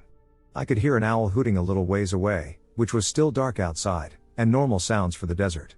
A few seconds later I heard a cat meow, and it sounded like it was right outside my door. I thought it was very strange for a cat to be outside when the nearest houses are 15 miles away. I decided to meow back in my half-asleep state and got an immediate response definitely right outside the door because I could also hear breathing now, but had never heard a cat breathe hard enough to hear it. It continued to meow, and I would copy. I repeated this for about a minute, and by that time, I was wide awake and feeling a bit unsettled. I turned on my outside camp lights using my remote, opened the door just enough to see outside after hearing the meowing and breathing, and shone a bright flashlight around, but there was absolutely nothing there. So I shut the door, crawled into the driver's seat, and left. I am not sure why my spidey senses were going full tilt, but the whole incident was just strange, and I just had a gut feeling it was trying to lure me out of my car to investigate. Not sure what to make of it in the light of day now. A ghost in the forest. This actually happened to me today in the morning. I woke up at 5:30 a.m., and there was a lot of fog, so dense that you couldn't see a block away clearly. So I decided to walk to the public forest that is close to my house. I wanted to walk and take pictures. I walk a bit into the forest, and while walking on a path that leads to a crossroad, there is a cross of a taxi driver that was ended like 15 years ago. The forest is safe actually, but things may happen rarely. There is a little hill on the left side of the path, which I could see well, only in a grayish-blue hue because of the fog. Suddenly I felt someone watching me, and I turned my head to the left and saw, about 70 meters away, a dense foggy figure of quite the shape of a dad bod with not really noticeable features, but I could see that they were sitting because it stood up. It was like when you see a man that is raising up, holding their ball joint to help them stand up, and he turned away like he was going to walk in my same direction, took one step, and then vanished. I reached the crosspath where the cross lies, and the cross was down with the concrete, like someone had pushed it down. I felt that I should raise it up again, but it looked quite heavy, and I felt lazy at the moment. I wonder if it was the spirit of the taxi driver wanting to lead me to his cross and help raise it. I didn't feel anything evil or mean, it was a calm moment, and I actually felt calm myself too. I don't do drugs or have mental disorders that could lead me to hallucinations, and where I saw him wasn't foggy, just a bit pale grayish blue because of the surrounding morning light with the fog. My cabin in the woods story. This was around the time I was 11 years old. My dad had just bought a log cabin in the woods of Maine, Dedham, Maine, if you're curious. The place was completely dead, and while we had neighbors, we rarely saw them. We had already spent a few nights up there in previous trips, about a 250-mile trip just to get there. We decided to take another trip up there for a long weekend. Since the cabin was old, my parents decided to renovate it to make it more appealing, which meant that at the time, there was only one bedroom available for us to sleep in. As night fell, we all got ready to go to sleep. There were 6 of us in that one room: Mom, Dad, me, 2 brothers, and a sister. In the middle of the night, I wake up to audibly clear footsteps in the living room. The bedroom was connected to the living room. All that was between us and the living room was an old wood door and a rusty deadbolt lock that would definitely come off if somebody were to kick the door. As I was still waking up, I felt disoriented, like most people do during that time. I wasn't fully aware of my surroundings. Then I heard the voice of my sister saying, "Do you hear that?" So now I know this isn't part of my dream and that it is real. I sit up quickly and look at the other bed, and both my parents and my sister are looking at the door and at each other. My heart starts to race, not knowing what to think. I then hear my sister say, "Are we going to die?" Which really doesn't help the situation at hand.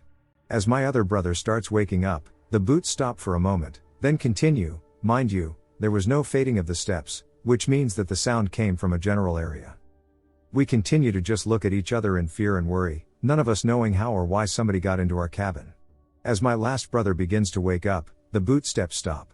My dad then gets out of bed, grabs the machete he placed under the bed, and heads towards the door, placing his ear on it slowly to see if he can hear anything else.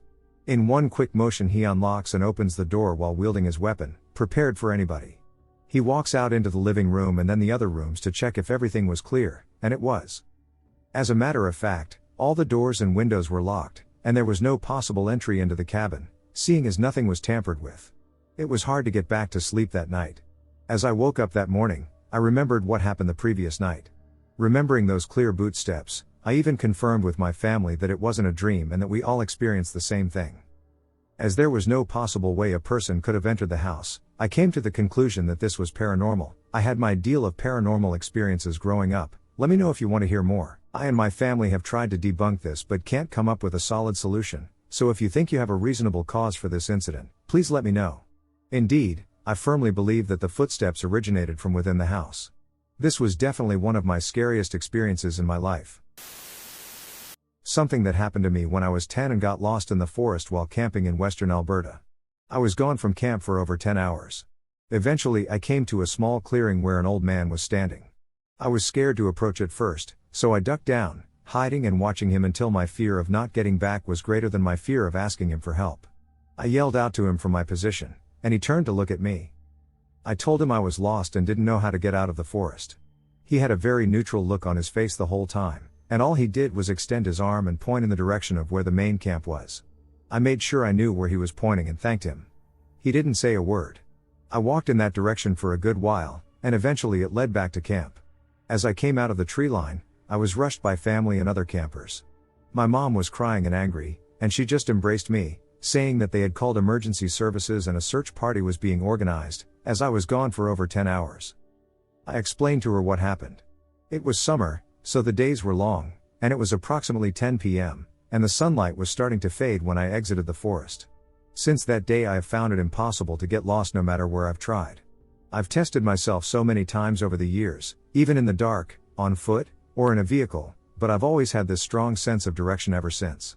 I've always wondered if my experience was real or paranormal, but have always been grateful for it, as I acquired an excellent sense of direction. I am afraid to go into forests in the middle of absolutely nowhere because of this. When I was about 12, I went on this school trip for 3 nights. At first I didn't think much of it, although my English teacher, who was one of the teachers who was asked to accompany our year group for the trip, said that there were several rumors about the place being haunted. Naturally, this didn't bother me at all. After me and my friends, who I'll call Lily and Amy for the sake of this story, got to our room, I felt something was really off about it. I'm guessing some of you can understand what feeling another presence is like, and that's roughly what I felt when I walked into that room. The room itself was pretty big, not huge but quite big for a dorm for 3 days, with 2 bunk beds and for some a chair right in front of a window. The thing that really put me over the edge the most was the room we were having lunch in, the exact same room with a glass window roof I saw in a nightmare I had a year before.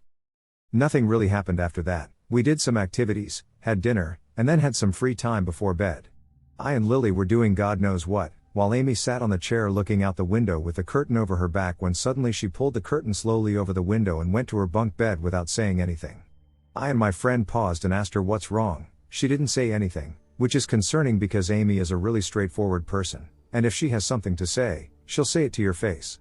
Amy then took a small piece of paper and started drawing and then gave us the piece of paper. On the piece of paper was some sort of figure with bored shoulders and no lower body. After that, things just started to get worse. The next day we had some free time again after lunch. When I and my friends finally met up, they said that when they tried to open the bathroom door, they said that the water was running and that it felt like there was someone inside the bathroom pushing the door closed when they tried to open it. I never liked being in that room alone, whether it was to get stuff or wash my hands. I felt like something or someone was constantly behind me, like I was intruding on someone's home or that I should get out as quickly as I could. Eventually, the final night came around, and a bunch of people from my own class and a few from other ones wanted to go into the forest that surrounds the house we stayed in. As we walked through the woods and got to a point where everyone seemed paranoid, one guy, I'll call him Jack, stopped, which made everyone else pause too. We then just stand in silence until we hear whispers and whistling. The whistling felt like it was everywhere and right next to our ears. I, as well as other people, ran away screaming. I've had many paranormal experiences before, but neither of them made me panic so much afterwards. Old house and the footsteps in the forest, what I experienced while helping my dad with his job as a logger. The events described here took place in a small country in northern Europe, sometime between 2008 and 2009, during the middle of summer. I was around 17 years old back then and spent a better part of the summer vacation helping my dad. He was a logger, and his workday, as well as mine, started very early in the morning. We would wake up just before 4 a.m., have a quick breakfast with coffee, dress up, get our gear, and drive out to the forest, which was around 15 to 20 kilometers, 9 to 12 miles, away. My family lived in a rather small town surrounded by crop fields and forestry near the country's border, and the aforementioned trip meant you would get far enough from civilization. Poor, often disappearing cell signal, old, overgrown roads, and absolutely no one who lives there. There was no one to meet on the way to the felling site, which is the term used for an area where loggers cut trees. To get to it, we needed to park our 4x4 truck on the side of a narrow road, walk 2 kilometers, 1.2 miles, through thick overgrowth, and then climb down a steep hill. The route to this particular felling did stand out, though. On our way there we would pass an old, long abandoned house that got my attention the first time I made this trip with my father. Judging by the appearance of the house, it was built at least 80 years ago, definitely before the Soviet occupation, which meant that it could have been nationalized, with the original owners possibly being deported sometime after 1940. All of the windows were gone, as well as the window frames. The roof was gone, but the walls and floor were still somewhat intact, so you could still see the individual rooms. You could also make out a yard that was hidden beneath the overgrowth. On one of our trips I noticed some posters and a magazine lying on the floor in one of the rooms. It was from approximately the 1980s, so I concluded that was the most recent time someone resided there. Anyway, it sure was quite unsettling to discover this abandoned property in the middle of nowhere, but it was only after our 4th or 5th trip that I realized its probable importance. We got to the felling, worked for about 3 hours, and decided to take a lunch break. It was a clear, sunny morning, with nobody around. My dad and I sat on one of the larger trees we had cut down earlier and began eating our sandwiches, occasionally sipping coffee from the flask we had brought with us. Then it began. Suddenly we both heard a dog barking somewhere in the distance. This was already weird enough since we never heard anything apart from the usual forest ambience in our previous days here. What made this experience even stranger was the fact that the barking noise came from within the forest, the part we had yet to chop and saw our way into. My dad and I both stopped eating, looked at each other, and, without speaking, agreed to keep listening while turning our heads towards the forest from which the occasional bark was coming. I eventually said, "It must be a stray dog, or somebody indeed does live somewhere nearby." My dad nodded and said, "Yeah, probably." As we resumed our lunch, it became clear that the barking was nearing our position, and now it was accompanied by distinct human-like footsteps, breaking branches, shoving leaves, and so on. It unnerved me a bit, but I quickly realized that soon enough somebody would definitely emerge from the forest, probably someone else who was logging near us. However, this did not account for the dog, since bringing a pet to a logging site would be highly unusual. The barking continued, and the footsteps got louder and closer, close enough that both the person and the dog should be clearly visible. The sound stopped around 30 meters, 32 yards, from where we sat, then resumed. My dad and I kept looking in that direction, and we saw absolutely nothing. The footsteps and the barking continued. These sounds now came from a cleared out area where we should have been able to see anyone or anything that stood/moved around there. We looked at each other in complete bewilderment and didn't speak. I could even hear the dog panting and sniffing around with an occasional step being taken by apparently nobody. Around 40 seconds later, the sounds indicated that this, whatever this was moving away from us. Not back where it came from but to the left. Soon enough the sounds got very faint and disappeared. I and my dad exchanged a few quick theories, but it was clear that neither of us understood what we had just experienced. We resumed work and left this place around the time we usually do, 11 a.m. or so, when in the summer it's too hot to go on, and as I passed the house described earlier, I got chills, thinking that maybe what we witnessed is somehow connected to this abandoned property. I should state that we were both well rested that day and used to this type of work. This took place before I started using alcohol, and my dad has been a non-drinker all his life. I should also mention that both of us are believers. I am open-minded, and I find these types of topics intriguing enough to research and read about them. But we certainly don't spend much time talking about this stuff. I apologize for the long read and no monsters or angry ghosts. This is my first time sharing here. I am a journalist by training and profession, so I did my best to describe things in a detailed and engaging manner. The story is not among the scariest ones, but it is absolutely true. Ghosts in the forest. So this is a short story and straight to the point. It was about last week. I was walking through this patch of woods that is right around the corner from my house. The woods are pretty big, they spread across, I want to say, like 60 some acres, is what my dad said. So anyway, I was taking a stroll through them listening to music and whatnot. All of a sudden, out of the corner of my eye, I see, like, a dark object moving pretty close. I turn off the music, and I see like 3 people walking, but I could only see their legs since the tree branches blocked most of their bodies. So I yelled hi to them, thinking that they could have been other kids since a lot of kids hang out there. They did not respond and just continued walking. So I decided to walk up to them and just say hi since I like to think that I'm a pretty friendly person. So I start walking, only to realize that nobody's there anymore. So I'm like, what the F just happened? Am I crazy? I look all around and see nothing. I figured I wanted to share my story with you all. A weird moment in the forest. Since I was young, my parents always took me to the forest. We all know the forest, that mystical place where you sometimes feel as if something is watching you, or where you find a strange, peaceful quiet in your mind. Well, today I'm going to tell you a story about what happened, something truly strange. I have spent my entire life in the forest and have encountered numerous unusual phenomena. However, today undoubtedly ranks among the most peculiar experiences I have ever had.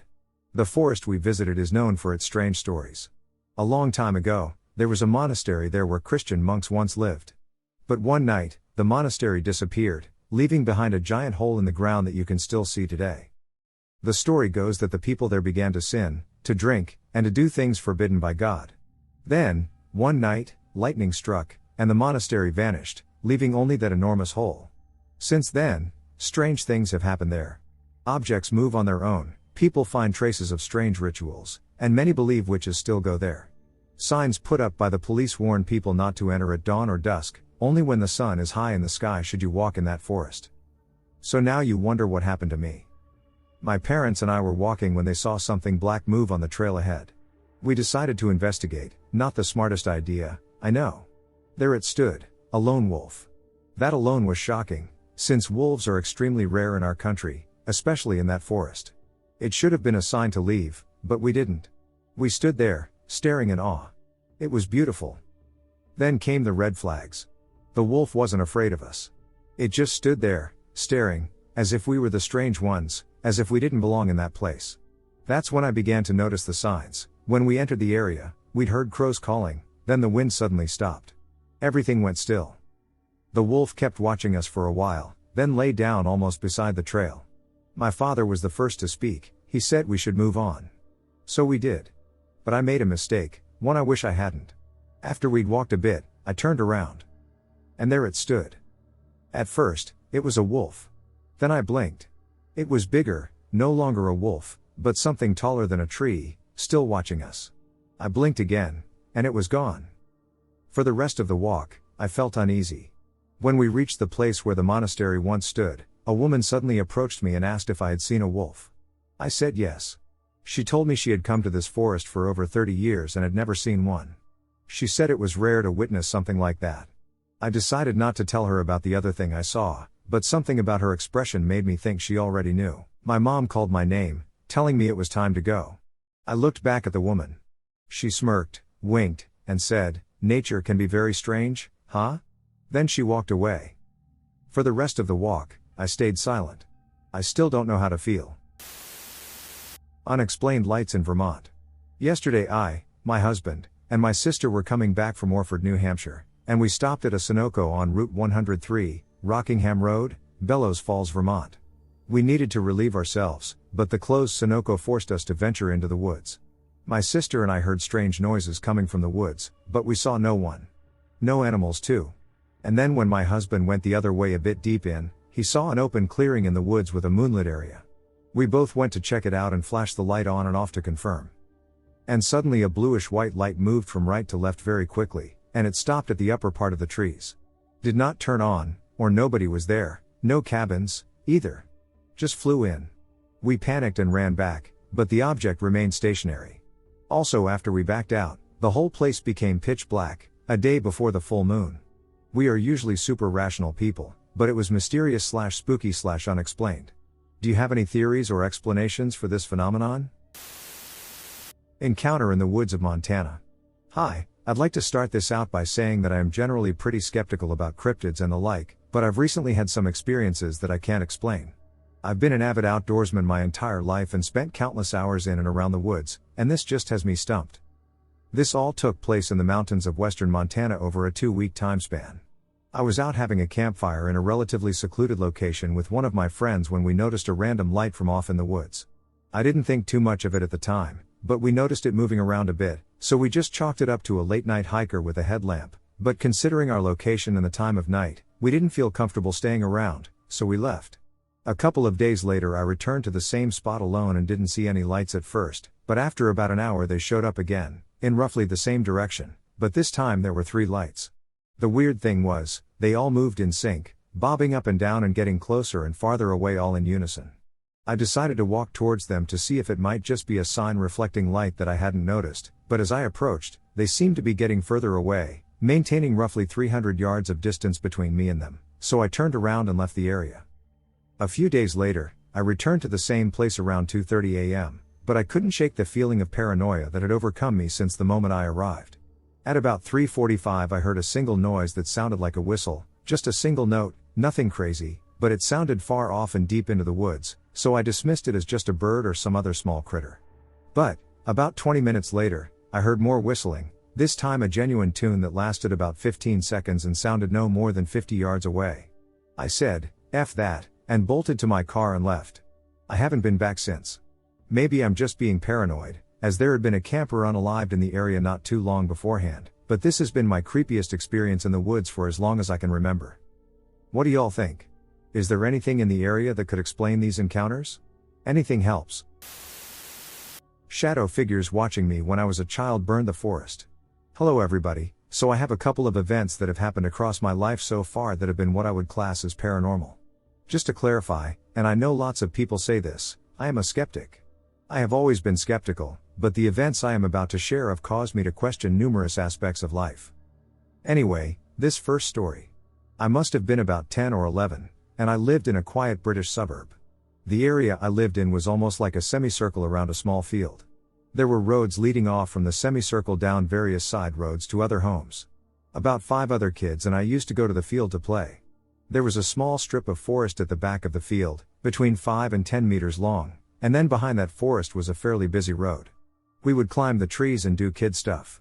Imagine we were living in trees one day and then pretending our sticks were swords and we were knights the next day. One summer evening, at about 7 p.m., we were all shattered from playing all day, so we just sat on the grass staring into the strip of field chatting. Now because it was summer, we still had daylight at 7 p.m., so we could see everything. One of my friends had suddenly stopped talking and was just staring into the forest. We all followed his eye line and saw among the trees 3 figures. They had almost no substance to them, almost as if they had been made of jet black smoke, and they all had different heights. When I talk about it nowadays, I describe it as though there were a man, a woman, and a child. We all sort of sat there just staring. Of course, with our stupid child brains, we didn't really think to question it too much. If it had happened today, I would have run over to see what the duck was going on. I remember we sat there in silence just staring. I remember the birds were silent, the gentle breeze had stopped, and it was like the entire village was holding its breath. But we didn't feel scared. It might have been because we didn't know what we were looking at, but we didn't feel threatened. It was like they just suddenly appeared, and that was just fine. One of my friend's mums called him in for dinner, which broke us out of our weird trance, so we all decided to say goodnight and meet up again tomorrow. The next day I walked over to the field at about 11 a.m., and 2 of them were already over there staring down at the spot where we had seen the figures. My friend pointed to the floor. Someone's burnt the forest. Sure enough, right where they had stood was a large burnt circle. It had lines in it not too dissimilar from some sort of labyrinth from an aerial view. And that was it. We never questioned it or really discussed it ever again. But I cannot explain it. My mind now perceives, it was likely some adolescents causing mischief, resulting in the ground being burned, yet this does not account for the unusual silence or the peculiar texture of their presence. What do you think I saw? In 2019 I was driving rideshare gigs, and I would often come home very late, like 3 to 4 a.m. At the time I lived in an area that was technically suburban but still pretty rural. I lived in a neighborhood, but it was on a heavily wooded road that opened up to farmland a couple of miles down. I live in the southeast USA. One evening, at approximately 3 to 4 a.m., I was returning home when I entered my neighborhood. The road I am about to take is exceedingly long, and I have a clear view of its distant extent. I'm supposed to turn right about halfway down the road to get to my street. Also, I was driving extremely slow because I was in a neighborhood. No one else is driving on the street at that time. I was only on the first road for a few seconds before I started to see something emerge from a yard and put its feet on the road. We have a lot of deer, but this wasn't a deer. It basically looked like a huge black dog. When I say huge, I mean easily the size of a horse. I was approximately 100 yards away. It had a large head, unlike a deer, and not the same shape as a horse. No antlers. Kind of a snatched waist similar to a greyhound. The waist is what really made me realize that it wasn't a deer because most deer are kind of barrel-bodied, but this was a distinct swoop up from the chest to the waist. And while I couldn't see it well, it basically just looked like a horse-sized black dog. It crossed the road, and I turned right onto my street. My house was still about a quarter mile away, but I was very scared, and the distance between the dog and my house was not that far, considering the homes and woods in between. I got home, got the hell in the house, and told my husband immediately. He said I probably just saw a deer or a big dog, but there's no way I could see a dog that big from as far away as I was. Its entire head and neck was higher than the mailboxes. Nevertheless, it was not the most frightening experience. I never encountered it again, and I ceased driving for rideshare services when the pandemic struck. But I think about it a lot still. I saw other weird shit driving overnight too, but I think about this one the most. The forest behind the mountain. The mountain in front of the house was always inviting, and I have a story to tell about it, but first here are some interesting facts. I checked with my mom today and started discussing the land my family owned. Apparently, while the land is now split among the family, there are acres and acres. However, one of these lands was a large section of the mountain. Yes, my family owned a mountain. This immediately triggered a series of questions that, while I would have wanted many more answers, I was short on time for. In her conclusion, she said that it isn't based on word of mouth. She used to work on the fields that were up in the mountain when she was young. I halted her at that point and inquired about the characteristics of the mountains to verify if I was stating the truth or merely venting my frustrations. First, here is what I had confirmed. The mountain was steep and dry in the direction of the house, but when you got to the top, it slanted at an angle downward. This slant was covered in brush and small trees and sand that lined lots of yellow and red rock. However, when the land flattened down like a plain, it became a kind of forest. The trees were not too close together, but there were large, thick patches of grass and bushes. After this large area it would go back to a steep angle facing another small city. I confirmed what wildlife was there just to make sure that what I'm going to talk about wasn't anything she had ever seen or known to be in the area. I just wanted to know the main things to rule out. This included deer, coyotes, wolves, wild dogs, and so on. After I asked her if my grandma was ever serious about her stories, she confirmed she indeed was, including the experiences she has had. One was relating to chains being dragged in the dirt behind her several nights to the point it caused her to never walk home alone. Well, in this case it was just me, and I wish it hadn't been. My grandmother always encouraged me to be adventurous, so I decided going up the mountain was the way to go. My mom reluctantly let me go only after she had given me at least some basic survival gear and taken my grandma's old yet very powerful dog. This dog wasn't like ordinary dogs, it defended its territory viciously. It was essentially a border collie crossed with something that gave it some serious canine power. He was a good guard dog until, as far as I know, he died of natural causes while I was away some time later. He was only good at guarding and completely failed at any other dog task. His name was Pippi. Pippi and I started our adventure early in the morning. It took us until the sun rose above the horizon to slowly make our way up the mountain. My goal was to explore the downward slanted area and do some scouting before attempting the forest ahead. Pippi was more than happy doing his job, keeping a perimeter around me, while destroying some flowers every so often. I was flipping rocks looking for geodes or anything interesting to bring back, but as I flipped a flat yellow rock, I noticed something. The silence, not the wind or animals. Everything was still, and as I turned my gaze to see where Pippi was, I heard a loud snap in the direction of the forest. I just blinked and moved on, nothing out of the ordinary. The dog was happily wagging his tail, waiting for our next move. I started to move around the forest, but something seemed off, not in a scary way, just an abnormal way. The light was not reaching too far into the forest. I know thick canopies can make the illusion of darkness even on the brightest day, but these trees had a decent amount of space between them. I made the conclusion that the angle of the sun's light combined with the rising temperatures made the air thick with moisture and was causing this illusion. I continued to walk, my journey uneventful, or so it seemed. The more I continued to walk, the more the dog's eyes began to dart to me as if doubting my decision to press on. I took it as the dog was simply more worried about our distance from home than anything else, but he started to do this again, but now to the forest. He started with the darting eyes, and it got to the point where he was snapping his head in the direction of the forest. He continued to do this until he finally stopped and didn't take his eyes off the forest. Now I know something is up. I assume this must be the end of my journey, as a predator may have been stalking me this whole time. I signal him to turn around, and we begin to work our way back. Every few minutes he would dart his head in the direction of the forest, and I kept on my toes. This attention to a potential predator was gone when we reached the area we were at before. As my thoughts began to calm, I felt an enjoyable breeze. How nice to finally cool off, I thought, but this feeling was shattered by the realization that my entire time here, I hadn't heard a single noise but the sound of my dog, myself, and the mysterious snap with no wind up until now. I took a final glance at the forest, appreciating its beauty, but I was aware of its true nature. I took note of the wind's direction. It's not unusual to have sudden gusts of wind and breezes from random directions. However, this was no ordinary breeze. As I walked to and from different areas and directions, I noticed the wind was headed in one direction, the forest. Now I was more intrigued than anything. I was convinced that the most likely explanation was a dry, hot pressure system above the mountain forcing cool air to the center, where the forest just so happens to be. I asked Pippi if he still sensed the potential predator nearby. He responded with a wagging tail and a saggy tongue. Sure, why not trust the dog's opinion? He had been right so far. We both walked to the edge of the forest. The same darkness was there, but I could make out where the trees seemed to open up again. My only goal at this point was to cross that dark part and face my unrealistic fears, or so I thought. I wasn't an idiot. If anything had been waiting for me, this dog would have charged. On the other hand, my uncle had taught me at a young age how to fight dogs and large wildcats. I effortlessly subdued dogs, and the act of killing a coyote or wolf was a legitimate form of self-defense. Note, I never hurt a dog, they just pretend, and we spar, learning moves. Mind made up, I walked into the forest, nothing, no dread and no morbid feeling. The bushes were a bit annoying, but I made it past to the darkness. Feeling proud and strong, I inspected what I called a taunting forest.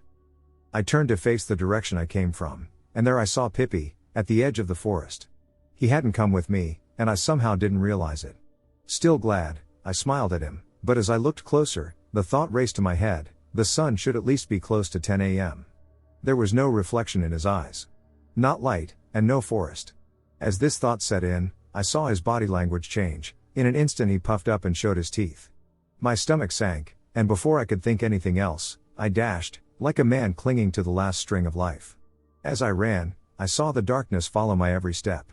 All around me it seemed to be getting darker and darker, and just as I felt it overhead, I felt the hard rock on my shoe. In one move I turned around, ready to either live or die, scared shitless and about to piss myself. Nothing but forest and a calm breeze. The dog let out soft whimpers, and I backed away, not letting my eyes off the forest while keeping the dog in my field of view. I turned to look at the edge of the mountain down in the direction of the house. I saw my mom, who was nervously looking for me with a pair of binoculars. I waved in relief and made my way back down. Visibly shaken, I told my mom that I needed to talk to my grandma. She thought I needed to talk to her because I had seen a wolf or some crazy act of nature. I explained everything to my grandma, who oddly didn't immediately reply with a candid answer. She looked sad as she explained that she didn't have the answers, and the person who might have, my great-grandmother, had passed away not too long ago, and she had lived up close to 100 years. Both our faces fell, and she slowly embraced me. I still have questions, and I intend to get answers. Forest hike turned silent? I have been living in NC for a few decades and have had the strangest experience while hiking a trail in western NC along the Appalachia Trail. I had the entire day for a hike, so I took an early go at it and made my way into the forest by 9 a.m. After a few miles, the forest went silent, and even the water became quiet, no breeze through the trees, no insect sounds, or signs of life. I have heard that a bear or mountain lion could potentially cause this silence, so I took out my handgun and continued walking until it started to get dark, resembling night, even though it was still before noon. I stopped for a few minutes and could hear sounds coming from the water, but they were like faint voices. I started to feel as if I was being watched and as if I should leave and go back to my car. I was told as a child to never answer calls or follow voices in the forest and to leave at the first sign of being tracked or watched. My gut told me to run, but I rolled a fatty and sat for a minute and said some prayers and wanted to know if this was some kind of creature, mimic, or ancient being that it may be worth it to have an encounter with. I could hear sounds around me but had no visual on a person or entity. As I started back and slowly made my way out of that area of the forest, the atmosphere became lighter, sounds returned, bug and water sounds, that were not voices and whispers, started to become normal again, and the silence faded. Has anyone had this happen, and do you know what this is? Our family is of Cherokee and Irish descent, and we have names for beings that dwell in the forest and existed before humanoids appeared. However, I want to learn more about this from locals and hear about other experiences people have had. I don't get spooked often, but this made me wonder what it was. It felt like an invisible entity, and its presence would choke out light and sound while feeding on the energy of what dwells inside of its boundaries. It reminded me of a storm that could silence an area and pull the life from its surroundings instead of a being that has a body and moves on foot or by wing. If anyone has anything to add, I am interested in learning more and won't return to that area alone, but I am curious if it would go silent if I were with others. Music when no one is around, a real story of a pier in a forest. We were driving with my friend, searching for a quiet place to stop by and enjoy the warm summer evening in Finland. We decided to go to a small concrete pier, which is located at the beginning of a long road leading into a forest, with an eventual dead end and 2 houses deep in the woods. The forest is known by many to have been host to strange or scary experiences, both paranormal and non-paranormal. We personally have had strange occurrences in the past a bit further down the road. For example, we've seen a rock on the shoreline that had the words "No More War" written with chalk, and nearby there was a wartime bunker or cellar of sorts, filled with rocks. There have been other weird experiences as well, but I won't go too much into detail here.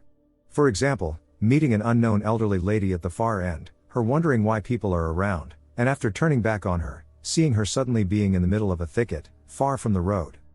Anyways, what we experienced today was different since we both experienced the same thing, and we are now grown adults. We drove about 100 meters into the forest, turned left, and got to the start of the 40-50 meter road leading down to the pier and parked our car there. We walked along, heard loud music blasting, and at first we thought it was coming from the other side of the lake. We got closer, and closer until eventually we could hear the music almost from next to us. We would later describe the music as ominous rap, something you could imagine a person feeling a bit down listening to. What was eerie was that there was no speaker, certainly no speaker the size of the volume and bass it let out, and definitely no one around, at least not on the pier or the sides of it, which are steep. We felt the urge 2 times to go as near as we could to the source of the sound, but we did not dare. Instead, we decided to go just to the outside of the forest, on a shore where you could see the pier. We drove to the other place with our windows open, still hearing the music clearly. It's maybe a minute's drive away. As soon as we got out of the car, we could hear the music no more. It was almost as if the music had disappeared in the wind. Looking at the pier from another angle now, we saw no speaker, but we saw a black shadow next to the pier, maybe standing. It was getting darker, so it was hard to see what exactly we saw. But we were sure that there was no movement, and we didn't see clear outlines of a human. We also saw no one walking on the road leading off from the pier.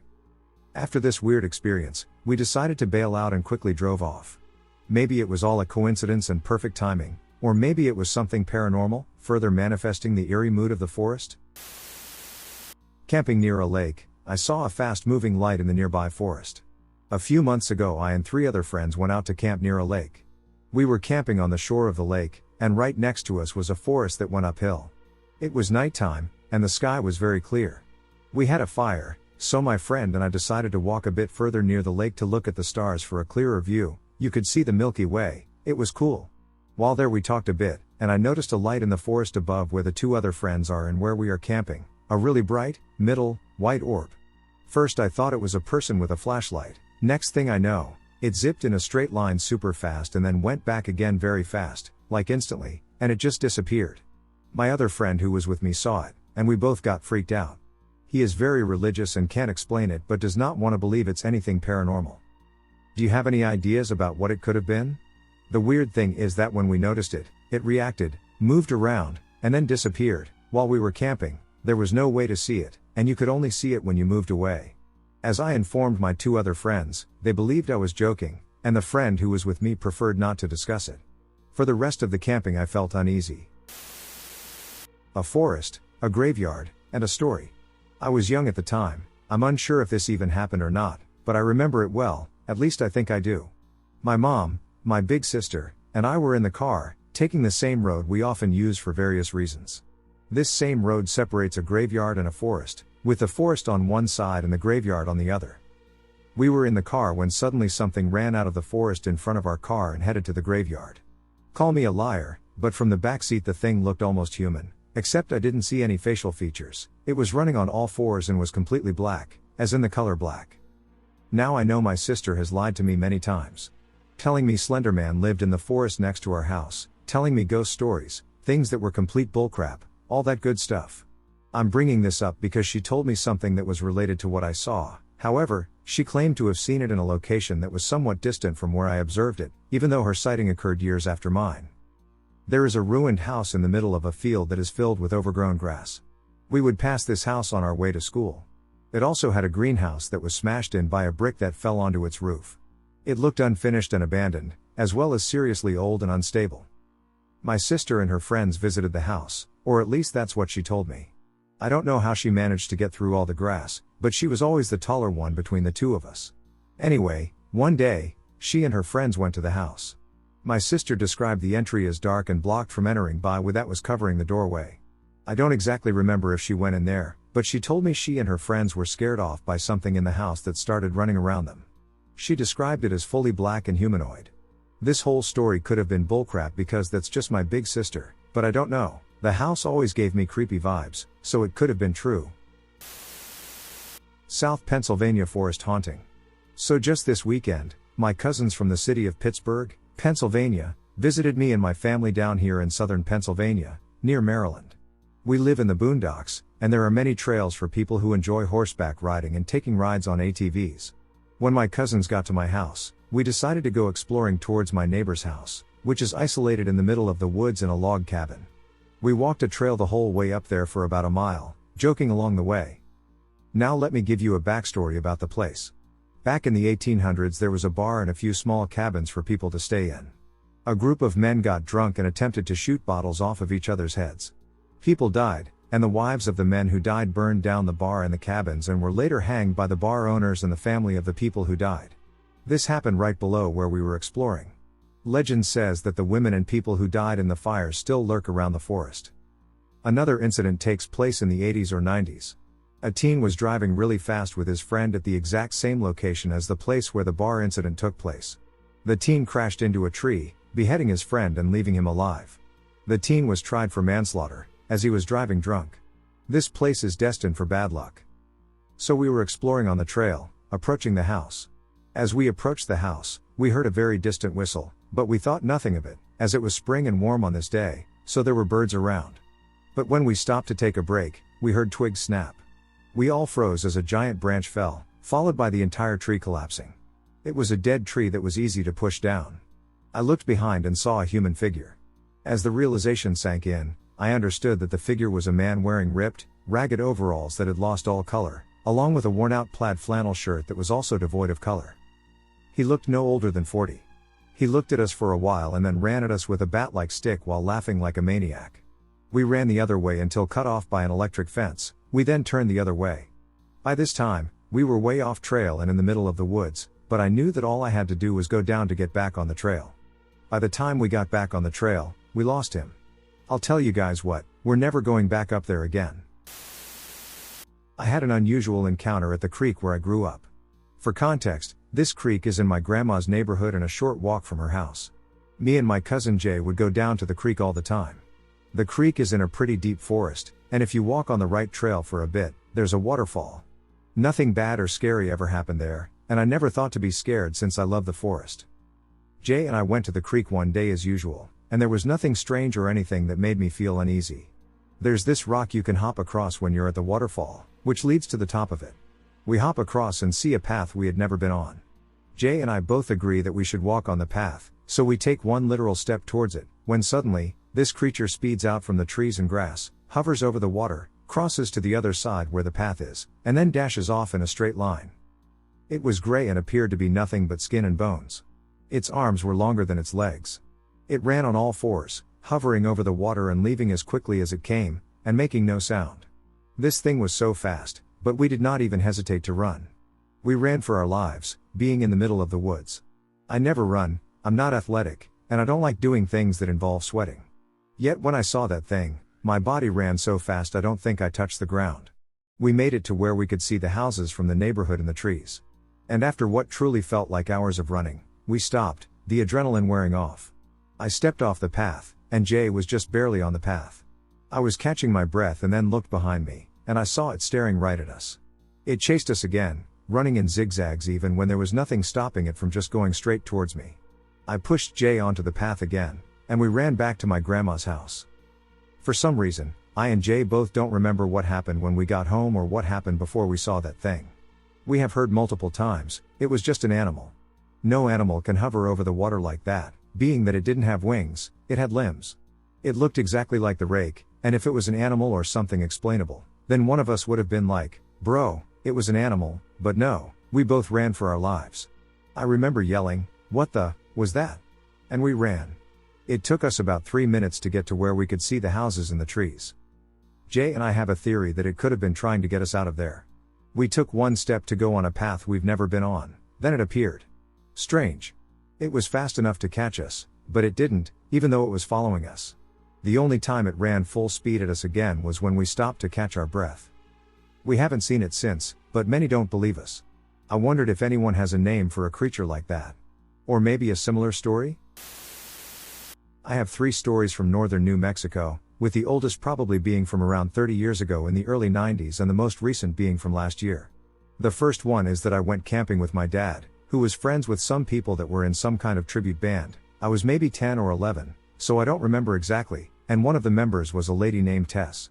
Tess's dad owned a bunch of property somewhere up in the Pecos wilderness, and we spent the weekend, Friday to Sunday, up there camping on the property.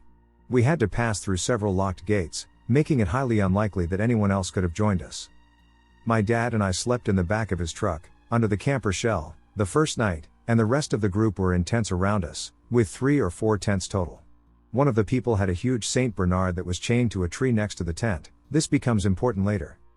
Nothing unusual happened the first night, but we did hear some faint growls off in the distance off and on. No biggie, we're out in the wilderness, right?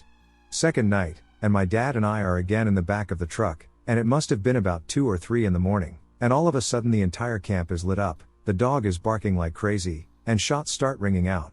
I wasn't even a preteen at the time, so the gunshots scared me more than anything. My dad grabs his rifle, jumps out of the truck, and tells me to stay put no matter what happens. I could hear everyone talking, and they were all pretty certain there were multiple bears around the camp and were just firing round after round to scare them away. Seemed to work, everyone took turns staying up for about an hour each while everyone else slept, and nothing eventful happened the rest of the night. There was a decent-sized stream that ran through the property, and I truly wish I could remember the name of it, if it even had one, because I would love to look at satellite imagery of the area. But I remember the stream having a small dam on it. We spent the day fishing, playing in the water, and just generally screwing around. On the third night, at about midnight, the dog starts going apeshit, but no gunshots this time for some reason. I'm trying to wake my dad up, but he's not waking up, and I'm starting to freak the duck out when all of a sudden the truck starts rocking. This was a late 70s Chevy K20, a big 3/4 ton truck, and it's rocking like we're in a tornado, and I look out the little camper shell window on my side, and all I see are a pair of eyes and a hand or paw or something with big claws trying to get the window open. All of a sudden the dog just stops barking. I turn to my dad, who is still sound asleep in his sleeping bag, and I'm shaking him, screaming at him, anything to wake him up, and by the time he's out of the sleeping bag, everyone else is out of their tents, guns and flashlights in hand, and the dog is gone. The chain he was attached to is literally pulled apart. We all spent the night around the biggest fire I'd seen in my life. Remember, I'm like 10, and everyone except me had a gun cocked and ready to go. Come daybreak, it was like a damn hunting party with everyone trying to find the dog, or the bears, or whatever. We found some tracks, no, I don't know what they were, but the adults were genuinely interested in them, that followed the stream. In turn, we followed the stream about a mile down until we got to the little dam.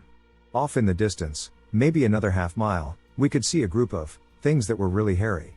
Everyone decided to go on a little trail that was parallel to the river but went up about 200 in elevation above the spot where these things were. We managed to get right on top of them, and I swear on my life that either I saw several circus-trained bears running around on their hind legs, or we found something else.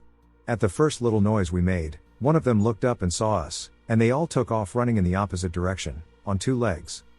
My dad hauled me right back to camp and locked me in the truck with one of his revolvers and said that if I see anything, to just point it in the air and click it until it stops and they'll come running.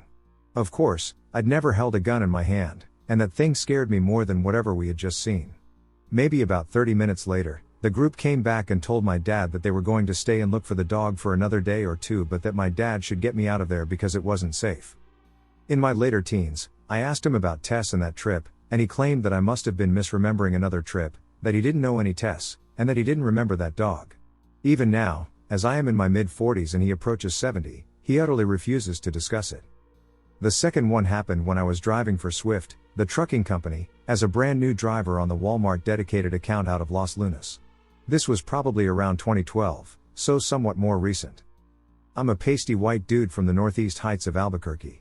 I'd never heard of skinwalkers or anything like that. I knew nothing of what supposedly happens on the Navajo reservation, and I didn't know, at the time, that 491 used to be Highway 666.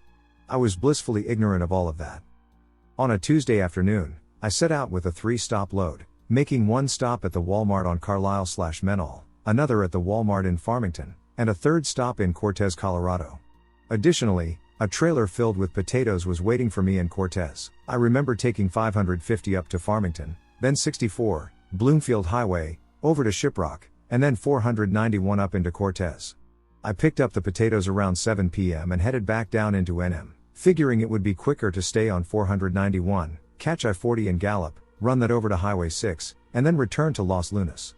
Stopped at some little restaurant on the south end of Cortez, which killed about an hour, and then hit the road again around 8:30. Cruising along in my semi, somewhere south of Shiprock, and it's now maybe 10:30 or 11 at night, high beams on, jamming to whatever CD I had going, nothing but pitch black for miles and miles and miles. No other headlights, nothing, just my big truck in the darkness. All of a sudden this light comes flying by me on the driver's side. No idea where it came from, and the section of road I was on was dead straight for at least 5 miles in either direction. Unless a car was hauling up behind me with its lights off, there was no chance in hell that I wouldn't have seen a car in my mirror. But this thing literally flew by me like a car doing at least 100, and as it passed, everything in the truck went dead, no lights, no music, no nothing, just me coasting 75,000 pounds worth of truck in the pitch black. I'm freaking out trying to crank the engine back over, and I look over at the passenger side footwell window. Next time you're in the passenger side of a semi, look for a little window in the lower corner of the passenger door, and you'll see what I'm talking about, and I see something running on the highway keeping pace with my truck. Just as suddenly as all that happened, the truck and everything kicked back on, and it was like nothing ever happened. I had intended to stop for fuel in Gallup, but I said, duck that, and I just kept my foot on the throttle until I hit the Flying J out there by Thoreau. When I got back home later that morning, I was talking to my then wife about it, and she grew up in Bloomfield. The initial question she posed to me was whether I harbored a desire for death and the reason I was traveling along that road during the night. That was when I learned about skinwalkers. To this day, if I'm ever over in that part of the state, I refuse to be on that road unless it's the middle of the day. The last one is odd but not paranormal. I learned something that surprised me. In the summer of 2024, my current wife and I are camping up north of the Sipapu ski area, out near the lower and upper La Junta campgrounds but doing some dispersed camping off one of the side roads. The first night is totally uneventful. The second night, it's maybe 10:30, and she's gone to bed with 2 of the 3 dogs we had with us, and I'm hanging out by the fire with the other dog, a border collie. As I sit there, gazing at the stars and listening to the crackling fire, my dog alerts me to something on the hillside, perhaps 75 yards away. I bust out the spotlight and the AR-15 just in time to see some brush swaying around and twigs breaking. Something is definitely moving. Then randomly, I hear chirping coming from that area. Keep in mind, it's the middle of the night, there are no birds out, but there's chirping, and it's essentially circling the camp. Popped off a few rounds with the R in the general direction of the sound, and whatever it is takes off running. The rest of the weekend was perfectly calm. We came back home, and before we even unloaded the gear from the truck, I was on Google trying to figure out what the F that was. That was when I discovered that mountain lions can chirp like ducking birds. There was nothing supernatural about this encounter, it was simply a mountain lion observing me and my dog in the middle of the night. I grew up in Dixon/Embudo Valley, between Española and Taos, and the creepy and unexplained that happens here is wild. Around 2007, my mother gathered my sisters and me to visit our grandmother, who resided a few miles from our home. We thought we saw a jogger crossing the Embudo River Bridge as we approached. I distinctly recall my mom saying, "What the hell is that?" It happened so instantaneously. The jogger was like a being of lightning or visible electricity. It ran straight towards the front of our car and disappeared so suddenly. My sisters were in the back seat and my mom and I in the front. We were all shocked and pale. I think my baby sister started crying. My mom's hands were trembling on the steering wheel. I felt sick with fear. My middle sister was in a quiet panic as well. We got to our grandma's house, and of course the three of us exploded with excitement, telling her what had just happened. And of course, my grandma dismissed what we saw, being the pragmatic woman she was, and said, it was probably a bird flying sideways. My mom reluctantly agreed with her. I gave myself the heebie-jeebies typing this text in the darkness of my bedroom just now. I was camping in a campground in North Georgia with some friends. It was starting to downpour, so everyone left their tents in the woods and decided to rent one of the on-site cabins for everyone to sleep in. I decided I'd just sleep in my car because they wanted to stay up late, and I was tired from kayaking all day. I woke up to the rain stopping, and it was cold in the car, and I had forgotten my sleeping bag in my tent. I checked the cabin to see if there was any room left, and the light was on and everyone was fast asleep, 3 a.m. I didn't want to squeeze in, so I decided to trek my way to my tent in the dark with a small penlight. In order to get to my tent, I had to pass by everyone's that they left, all empty. Mine was the last tent, and even then, it was at least 50 feet away from the previous one. I got in my tent, covered up with my sleeping bag, and prepared to catch the last few hours of sleep before sunrise. No more than 10 to 15 minutes after I got in my tent, I began to hear light whispers right outside the tent door. They weren't in English and, to my recollection, were indecipherable, not any language I had heard at all. Just as the voices started, two orbs appeared together outside the tent. They weren't the same glare as a flashlight would make, and both were of two different colors that, to the best of my ability, had no real distinct color. Just colorful. The whispers outside the tent began arguing louder between each other, but still in a hushed tone. And as the whispers grew louder, the lights began swirling around the tent. Behind me, to the side, to the front. Not in the movement that one could make with flashlights, and at this point I realized no footsteps could be heard. I uncovered myself and knelt on the tent floor, preparing for the zipper to come undone like in a horror movie, and I was flipping through my mind on what option to take. I was the most terrified I had ever been. Fight or flight. The lights swirled faster, and the voices grew louder but still breathy and whispery. My mind raced, and I was sweating despite the cold. And then, just like that, the lights shut off like a switch, and the whispers stopped, and there was nothing but the silence of an empty wood. I stood there as still as I could, and I didn't dare go outside the tent until the sun came up. It was and still is the scariest moment of my life. I hope this makes sense. If I need to answer anything, I can try. Creepy experience in the woods. Last night, a short section of woods surrounded the trail I was walking on. It was a new moon, so it was super dark out. Out of nowhere, I felt a horrible sense of fear and felt the need to surround myself with light. Never have I ever experienced this on the trail. I felt that there was something or someone watching me and hoping that my light would go out. I got weird, probably imaginary, visions of ghoul-like creatures and, needless to say, cut my walk short. What are some possible creatures or entities that could cause me to sense that? If it's not a physical entity, what could it be? Nightmare, forest, candle, 3 a.m. So guys, I've had some questions since this morning. My girlfriend and I spent 2 days in an Airbnb deep in the bush near Byron Bay, Australia. The first night was lovely and peaceful, but the second one spooked us a little. It's quite confusing, and we're left with a lot of questions. So we were sleeping in a glamping-style dome surrounded deep in the bush with just a few houses around. Anyways, just before going to bed, we took a bath outside on the deck, lit some candles, and then went to sleep. My GF fell asleep around 10:30 p.m., and I stayed up watching a movie for an hour and a half and then also fell asleep. My girlfriend woke up around 3 a.m. saying that a candle was still lit and that she just had the worst nightmare that she saw me dying. She woke up crying. She also said she really needed to pee, but the bathroom was outside, and she wanted me to go with her because she was afraid. A sudden sense of dread overwhelmed me. The thing is, I definitely blew out all the candles before going to bed. I went out twice before sleeping to grab mosquito spray that was left outside, and it was so dark I had to use a flashlight. It was also just a small tea light candle. Even if I missed it, it still wouldn't have been lit 5 hours later. Even while I was watching the movie, everything was off, no light, nothing.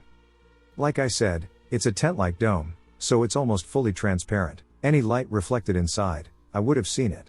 I'm spooked because she had woken up at 3 a.m., devil's hour, with a nightmare I had died, a candle was relit, and she wanted me to come outside with her. It was almost like we were both being lured out, but nothing good would be waiting out there for us. I can't shake this feeling. Was it a spirit? A person? Could it have been a coincidence? If anyone could offer any type of explanation, we're open to anything. Dog perceives things in my little cabin near Mount St. Helens.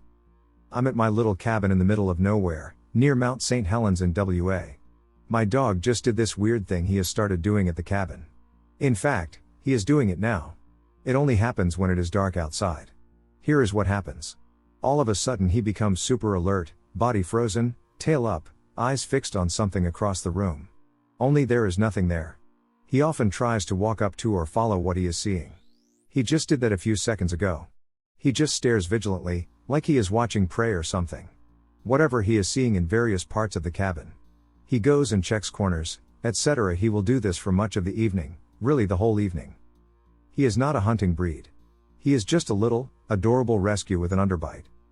Tonight I asked him if he wanted to play his game. It's one of those dog games you can buy where they find hidden treats. I play this game with him every night, and he loves it. He gets all excited when he sees me pull out the game and fill it with treats. He barks with joy when I ask him if he wants to play. Tonight, he was so focused on what he was observing that he didn't even notice when I loaded his game. He didn't look at me when I asked if he wanted to play. This is a dog who is highly motivated by food too. Finally, I interested him in trying to play. He made a few half-hearted attempts, but then he stopped trying to make a treat appear and started looking at his surroundings instead. He didn't even finish the game. Usually he plays it wholeheartedly, and we do 2 rounds. I didn't even bother him with a second round tonight. He hasn't always done this in the cabin. This behavior started a few months ago. I don't live here, it's more a vacation cabin that I come up to on weekends. Crap, now he's whining a tiny bit at whatever he sees and looks at me like he wants to show me what he sees.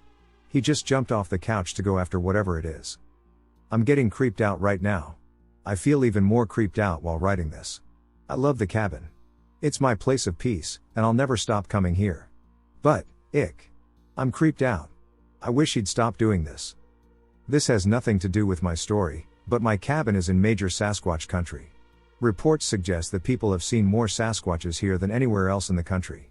I've never seen one myself, but Sasquatch is well liked here. Laura of the Woods. The following tale took place in the summer of 1988, in the small town of Trafalgar, Indiana. I was 10 years old. Either you choose to believe this story or you don't. It doesn't matter to me. I was there when it happened, and I have wished every day since that it wasn't true. In my heart, I am aware of the truth. My family lived out in the country. We weren't completely isolated, but we lived at least 30 minutes away from the nearest grocery store. Anyway, it was summertime, and school was out. I had 2 sisters, so let's just say I spent a great deal of time playing by myself. I never really minded it because I always had a great imagination, and playing by myself gave me all the freedom to call the shots. Behind my house was a big woods that a group of 5 neighbors had built their houses around.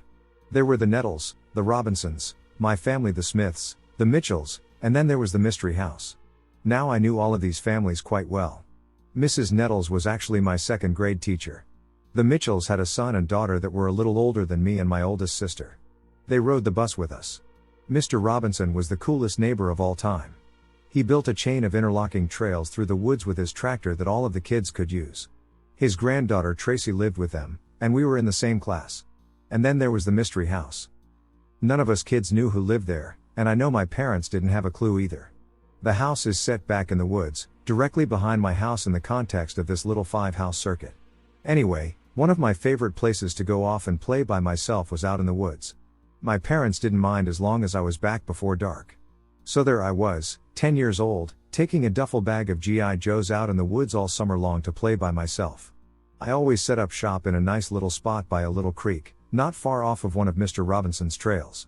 From this spot I could still hear my mom if she was yelling at me to come back to the house. However, the real reason I chose this particular spot was because it provided the best view of the mystery house. I had a weird obsession with this house. You couldn't see it in full because it had those tall shrubs that private people put all around their house. Throughout the years, one of my friends had poked through the shrubs and got a peek at the whole house. It was a nice house, bigger than our house and all the other neighbors. It was also 3 stories, so you could always see the top stories of the house from my little play spot in the woods. Also, that is where the window was. A single window jutting out of the top floor of the house. I used to gaze out the window and wonder simply what was happening within. Anyway, before I bog you down with too much description, I will get to the horrifying tale at hand. One day when I was out in my spot playing like any other day, a terrible feeling overcame me. All of a sudden I froze with fear. I have been scared since early in my life, but never have I felt so paralyzed by fear. I'm not sure how to put this, but all of a sudden I became very aware that someone was watching me. I know what you're all thinking. It must have been from the window of the mystery house. Actually, no. I felt, or knew, that someone or something was watching me, and it was with me in the woods where I was playing. For what seemed like eternity but was probably only a few minutes, I could not move. I did not want to turn around and face whatever it was that was standing right behind me. Finally, I grabbed my bag of G.I. Joes and simply started walking toward my house. Not once did I turn around. I just calmly walked back to my house and went inside. I never told my parents about this incident. For a few days I was too terrified to go back in the woods. But finally boredom set in, and I just chalked up the incident to my own wild imagination. Being 10 years old and alone in the woods can be creepy sometimes, I told myself. So I finally get the balls to go out and play in the woods, although this time I left my G.I. Joes at the house and traveled alone. Looking back, I suppose that was to have as little baggage as possible if I had a reason to get the hell out of there again. For some inexplicable reason, I returned to the exact same location. So I'm out here hanging out in the woods, and all of a sudden, bam! That old familiar feeling of being watched. So, just like last time, I face the direction of my house and start walking. And then, the voice. It calmly said, "You don't have to leave." As scary as this might sound, it actually wasn't. The voice did not belong to some monster or boogeyman but rather to a little girl. Her name was Laura, or so she told me, and she lived in the mystery house with her mom and dad. She was an only child. She took me to a part of the woods on the other side of her house that I had not previously been to. There was a man-made swing out there made out of rope and with that hung from 2 different trees. Laura would sit on the swing dangling her legs and ask me questions about myself, my life, my home life, etc. However, when I would inquire about her life, she would simply hop off the swing and switch subjects. Laura was a year older than me, and she had dark brown eyes. Her hair was a brown mop top, much like Peppermint Patty from Peanuts. And her clothes never seemed to fit right for some reason. I couldn't tell if they were too big or too small. They just didn't seem right to me. Anyway, this went on for a few days, maybe even a week. I would go out to the spot in the woods, and sooner or later, Laura would show up, and we would go there with the swing. Laura told me she was homeschooled and that her mother let her choose what lessons she would learn on certain days. This explained why she didn't ride my bus or go to my school. So one day we're hanging out in our little spot when Laura tells me she wants to show me something. We go to this half-dead tree, and she shows me where she carved her name in the bark. It was her name inside a heart. Then she reaches in the hollow part of the tree and pulls out a pack of Marlboro Reds. She tells me she stole them from her mom, and then she teaches me how to smoke. That's right, I am 10 years old, hanging out in the woods and smoking cigs with an older woman. Laura informs me that her bedroom is the one with a single window on the 3rd floor. The whole floor, or attic, is one big bedroom for her. That was about as personal as she ever got about her home life. I don't know how to explain it, but I got the feeling that Laura's parents weren't exactly good. So I tell my family about my new friend in the woods, leaving out the smoking part, and they just think it's great. My older sister, of course, teases me about my girlfriend in the woods. I'm sure they wondered why she never came out of the woods and up to my yard, but they never said anything. And then one day, Laura was gone. I went back to the spot, and Laura never came back. Being 10 years old, you just accept things, And eventually I forgot about Laura. Flash forward to the next summer. The mystery house is put up for sale, and they are having an open house. After much pleading, my sister and I eventually convinced my mom to take us to the open house. We all knew we could not afford the house, but out of curiosity we all wanted to see how nice the inside is. So we go. Just like any open house, there are a few people there. Laura's mom is there to greet us, and it is shocking how similar their eyes are. There is no denying that this is Laura's mother. My mom introduces herself and explains that we have been neighbors for a while. When she did this, Laura's mom looked directly at me and said, "Yeah, I think I recognize this little guy. Something about it just rubs me the wrong way." My mom asks if they have any kids, and the lady says that she lost her daughter a few years ago. That was all she said about it. Lost. So my mom assumes she means her daughter died and quickly changes the subject. At this point my whole family is a little freaked out because they know my stories of playing with the little girl in the woods. So this lady proceeds to show us around the house, and we politely go along. After the second floor, the lady tells us thanks for coming by and says she is sorry that she has been our neighbor for so long and is just now meeting us. However, I know the tour isn't over. I know that there is a third floor, because Laura told me her bedroom was up there. But the lady never shows us the third floor. I am getting really freaked out and feeling faint when all of a sudden Laura's mother looks at me, and I swear to you she uttered these words. "What's wrong, little guy?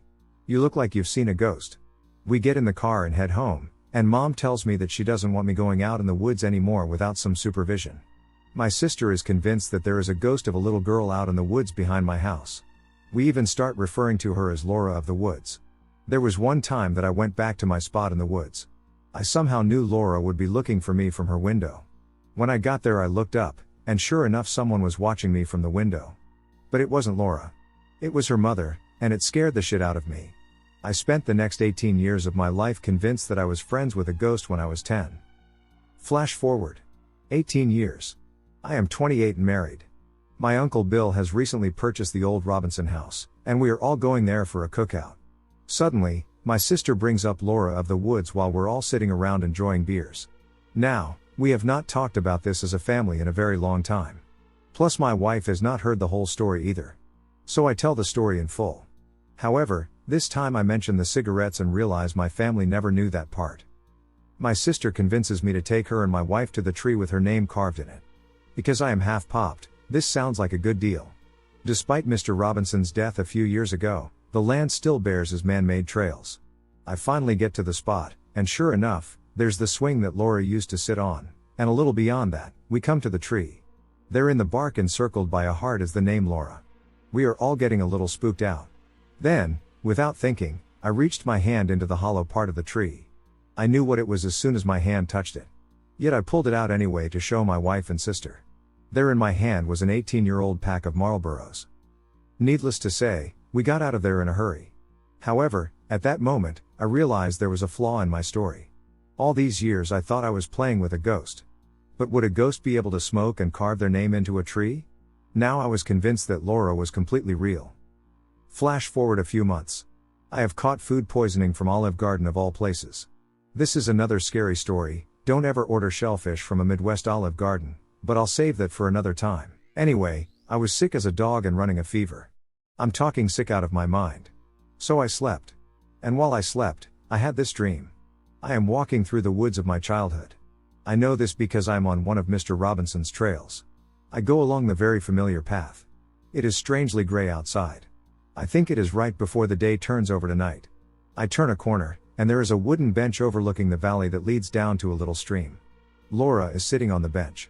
I am coming at her from behind, but I know who it is. The peppermint patty hair and strange clothing mean it could be no one else. I walk around to the front of the bench and look at her. She is laughing this evil little giggle. Kind of like she is saying, "I got you." I am ducking terrified.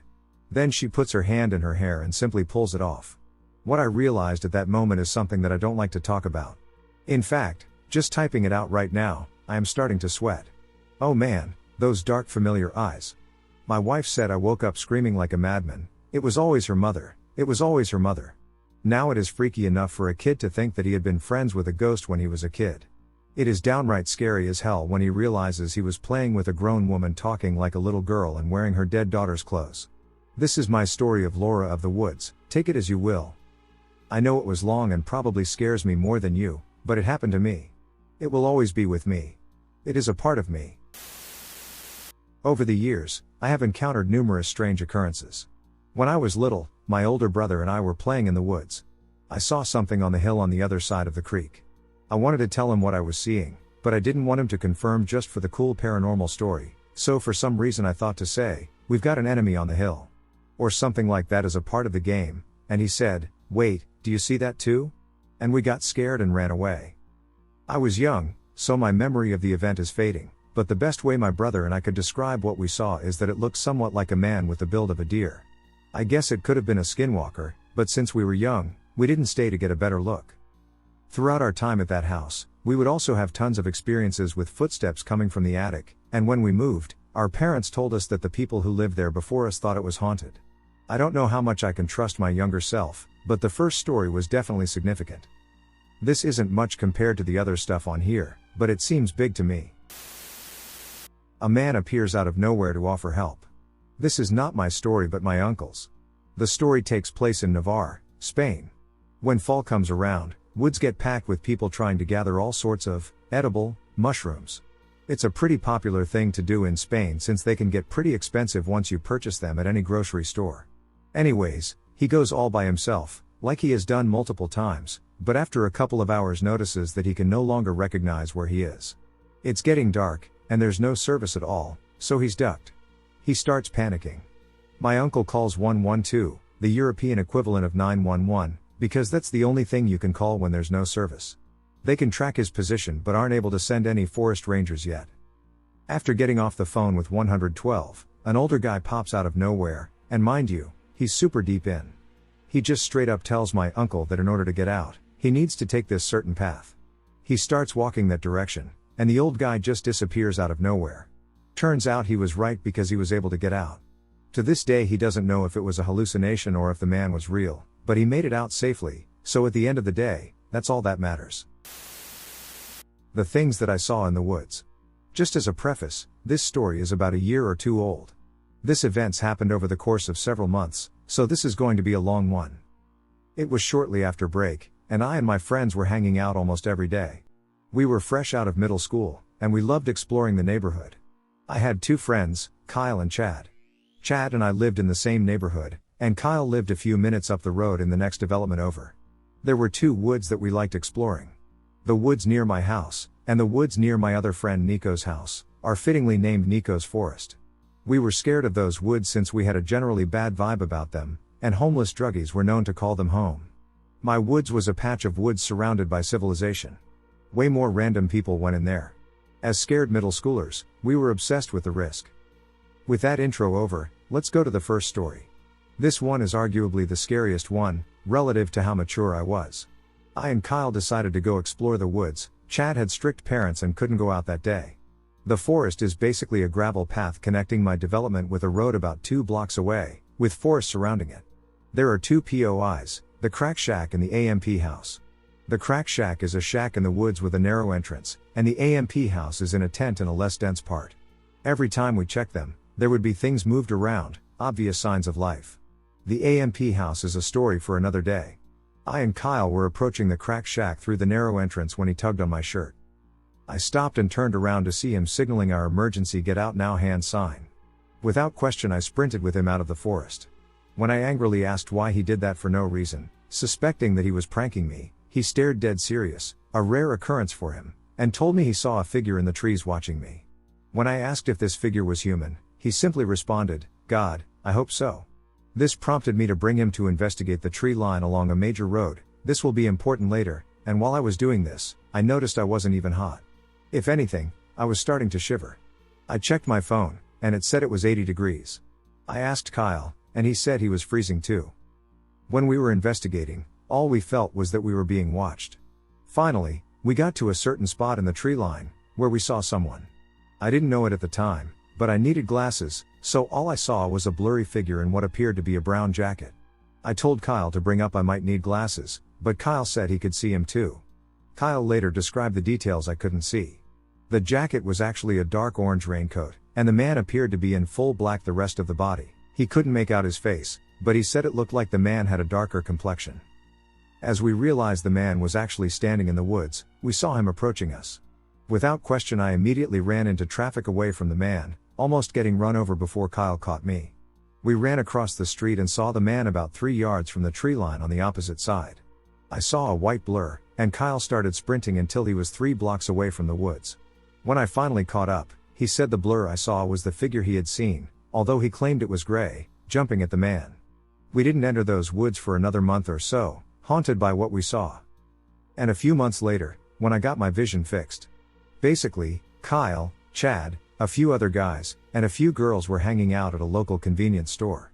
I and Kyle got bored and decided we wanted to go back to the woods. We had gone since the last visit, and nothing happened. We asked Chad, but he was trying to impress a girl and started making fun of us, calling us Boy Scouts. We didn't care, heading in the woods. It was already dark, and all we had were our phone flashlights. We came to the long part of the gravel road, holding both of the entrances to the POIs, and were about to head into the woods when we saw someone at the end of the gravel road. There was a street light at the end of it, there was an opening to a parking lot, and the light from there would shine onto the gravel, and it was showing a figure just standing there, arms roughly 15 to 20 degrees off his body. There was a tree branch by his head, giving us a scary estimate of 7 feet 6 inches 8'0 tall. We assumed it was just a junkie who wandered into the forest and were about to leave when Kyle said they might need our help. Guilt getting the better of me, I yelled out, "Hello? Sir, do you need help?" And had no response for a moment. Then he seemed to wave at me, but it wasn't a normal wave, more like somebody with amnesia trying to remember how waving works. His arm came up and down repeatedly, with no movement of his elbow or wrist. We heard what sounded like a woman, but possibly a young teen girl, say, "Help." This would normally prompt us to go over, but there were 2 things wrong. First, this thing built like Shaquille O'Neal would never be able to make such a voice, and secondly, the voice didn't sound remotely in distress. Try saying help out loud right now, not trying to fake anything. Yeah, that person was definitely not in need of help. There was not an ounce of fear in that woman. We ran as fast as we could to go get the others, but by the time we got them to follow us, there was nobody. Finally, you're probably wondering why I mentioned Nico's forest. Well, this is where it comes in. This is by far the scariest experience of my life. For context, this forest was so creepy to us that even in the day we were scared of it. After this story, Kyle, who was never serious and always looked for scary activities, never wanted to go near this thing. It was me, Kyle, and Nico. It was already pitch black, but we had been wanting to go there at night for a while. We usually went through the woods to get to the spot, a hill in between a farm field and a major road right off a highway. We walked through the sketchy part of the woods, where homeless people allegedly lived, and I thought I saw a person, so I pointed it out, and Nico agreed. After he wasn't moving for 15 seconds, I yelled out to him and determined it was just a tree. I looked back, and Kyle was missing. After I and Nico panicked, we saw him running back. Apparently he ran when I yelled, since I admit that was a little stupid on my part. After he was done moving and calling me an idiot, we continued walking.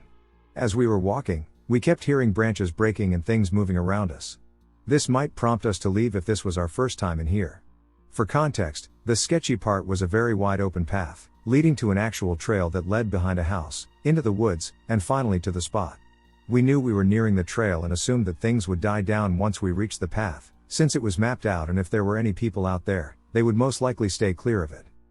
When we reached the path, we were filled with this indescribable feeling of dread. We didn't share this until after, but we all felt it. The forest went eerily quiet, a clear sign of predators, but nobody wanted to look like a coward. When we reached the spot, besides a scare from 2 deer running right in front of us, we actually felt safe when we had the field between us and the forest. We couldn't stay long, because if any of our parents checked our location, we were dead. So we begrudgingly headed back down the path, getting scared by some more deer as we drew close to the woods. Once we were at a position where the woods were to our right and the field was to the right, we heard a giant crack. Not a branch breaking beneath someone's feet, but a massive wood pop. I have no clue what could make that noise, but the closest thing is an axe chopping into wood, but way lower pitched and slower, like it was breaking from pressure. I called for us to go back to back, scanning the area. That's when I saw it. I'll try my best to describe it, but the details were hard to see without any light. It was very tall. I couldn't eyeball the height, but it was not possible for a human to grow that tall. I couldn't see any features on the face, but that could be due to the conditions around me. What I couldn't tell is that it was white. Not skin white, like paint white. It was peeling out of the brush, and when I looked at it, it quickly retreated. When Kyle asked if we saw anything, we all said no, me included. I lied for 2 reasons. 1, I didn't want my friends to panic. They are terrible under pressure, and their panic would only make it worse. The more important reason is I didn't want it to know we saw it. If it was animalistic in nature, us fleeing would make it instinctively give chase. If it was human in nature, it was watching us for a reason, and if us knowing it was there would void its reason, it's best to avoid that situation. If it wanted to kill us, it would have most likely tried already. As we walked, Kyle urged us to talk to keep him calm, so we discussed the differences in our new high schools. As we did, we kept hearing an extra set of footsteps. When we stopped the first time, it wasn't there. But when we stopped a second time, we could hear it for a solid second before it stopped. That was enough for a fight or flight response. We all sprinted for an exit, seeing a path we hadn't seen before, with a familiar solar farm at the end of it. We sprinted down it and ran past it into a corner field that surrounded it, eventually leading back to Nico Street. Once we were safe, we discussed what happened. When we were in the woods, I made up the excuse that it was probably coyotes stalking us. But once we were out, Nico revealed something imperative. He said he saw the white thing too and had made the same decision as me. When we were in the cornfields, apparently they had differing stories too. I got out roughly 30 seconds before Kyle, and about 15 to 20 seconds later Nico came out, all with conflicting stories about where everyone was. I'm by far the most athletic of the group, so both of them saw me sprint ahead of them and into the corn. But Nico said he thought Kyle was behind him, since he could physically hear him running behind him. This was impossible both because Kyle came out way before him and because Nico was faster than Kyle, but Nico got off track and appeared in an entirely different spot than Kyle. Either way, something was behind Nico. It is to be noted that these 2 forests are relatively close, being on opposite sides of the same neighborhood, roughly 6 blocks apart. Do I think that these are the same person/thing? No. They were completely different physically. I have had more encounters in these woods, although much less intense and much more on the human side of the spectrum. I truly don't know what those things were, and I'll gladly read your opinions on it. Once again, sorry for this being so long.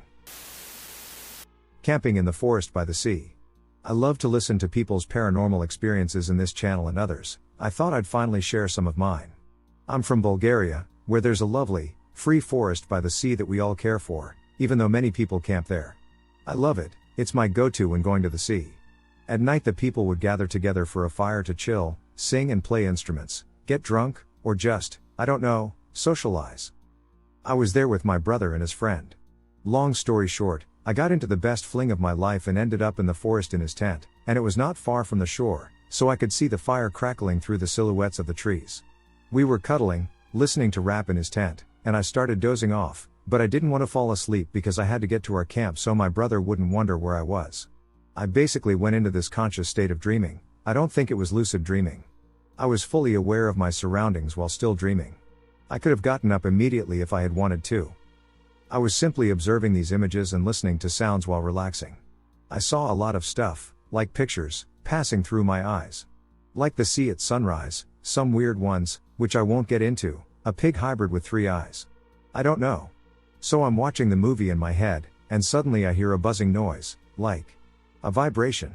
I don't know how to explain it. Like a frequency but buzzing. And I could understand everything it was saying. Whatever it was speaking this way and traveling around the forest, and I could understand everything. It was very surreal, but I thought I was just dreaming and was chill about it until this thing started to call out for help.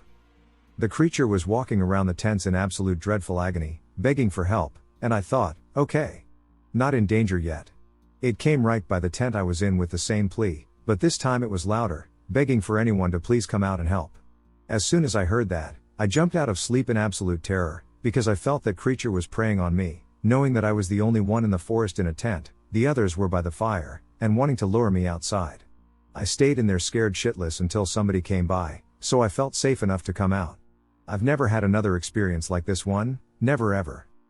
Before anyone suggests that I was just dreaming, allow me to clarify, I was fully aware of my surroundings, including where I was resting, the position I was in, and the location of the tent walls, all while thinking that I needed to get up soon because my brother was probably wondering where I was.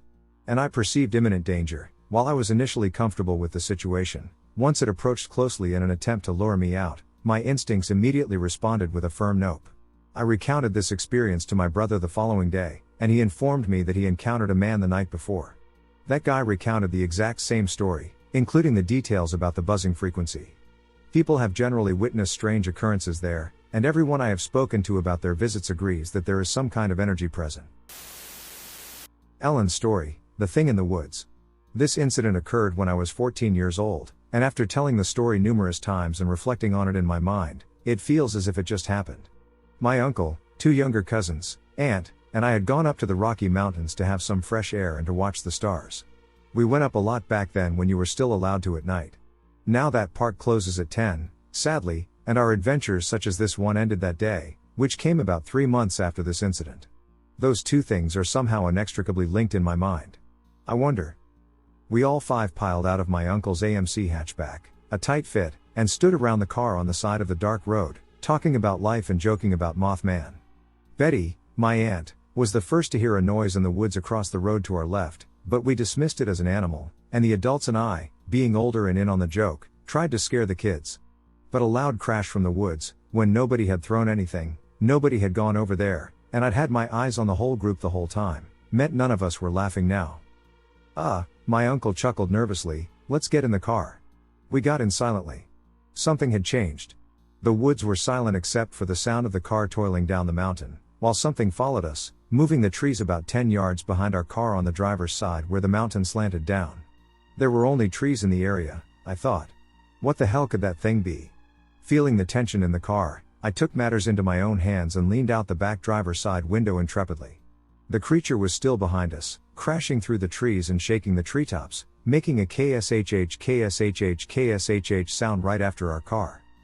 My mind grew curious. Go faster, I urged Brian. He sped down the winding road, but the thing in the forest followed. I looked at the speedometer. 35. We could do this. Go faster. KSHH. KSHH.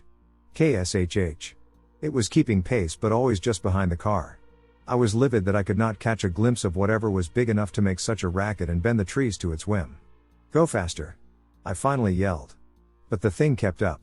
45 miles per hour. Our tiny car was racing down the winding mountain road, sheer rock on one side of us and certain death on the other. Our headlights were the only things lighting the way down as we sped out the gate of the park, turned, and peeled down the paved road toward town. The kids were in tears. Brian was nearly 2. Betty was silent, and if you knew her, you would understand the seriousness of the situation when she chooses to remain quiet. Did you see it? What the $% hash and was it? Brian yelled back as I crawled back into my seat and buckled up. No, I replied dejectedly, I couldn't see anything. Months later, I tried to talk to my family about this incident and found that none of them even remembered it except Betty. They had blocked it out of their memories for sheer shock, the poor souls. Even to this day, my uncle and younger cousins don't even want to talk about it. Looking back now and having watched many Bigfoot investigations since then, I realize that what I didn't see was likely a Sasquatch. However, there are things even weirder than that in this local area.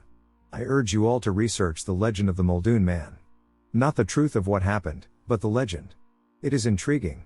Plus, what's that saying? There are stranger things in heaven and earth. You know. And by that, I mean, you never really know. Experience on Beaver Pond Trail. My family and I just returned from Algonquin Park this past Saturday, August 8th, and I can't stop thinking about a rather spooky experience we had on a trail in the park. Thought I'd share it here. The experience was scary in part due to our misjudgments and lack of preparedness, but also due to something I can't really explain. I'm sure there is a perfectly scientific answer, but of course I also entertain the idea that something was with us that night.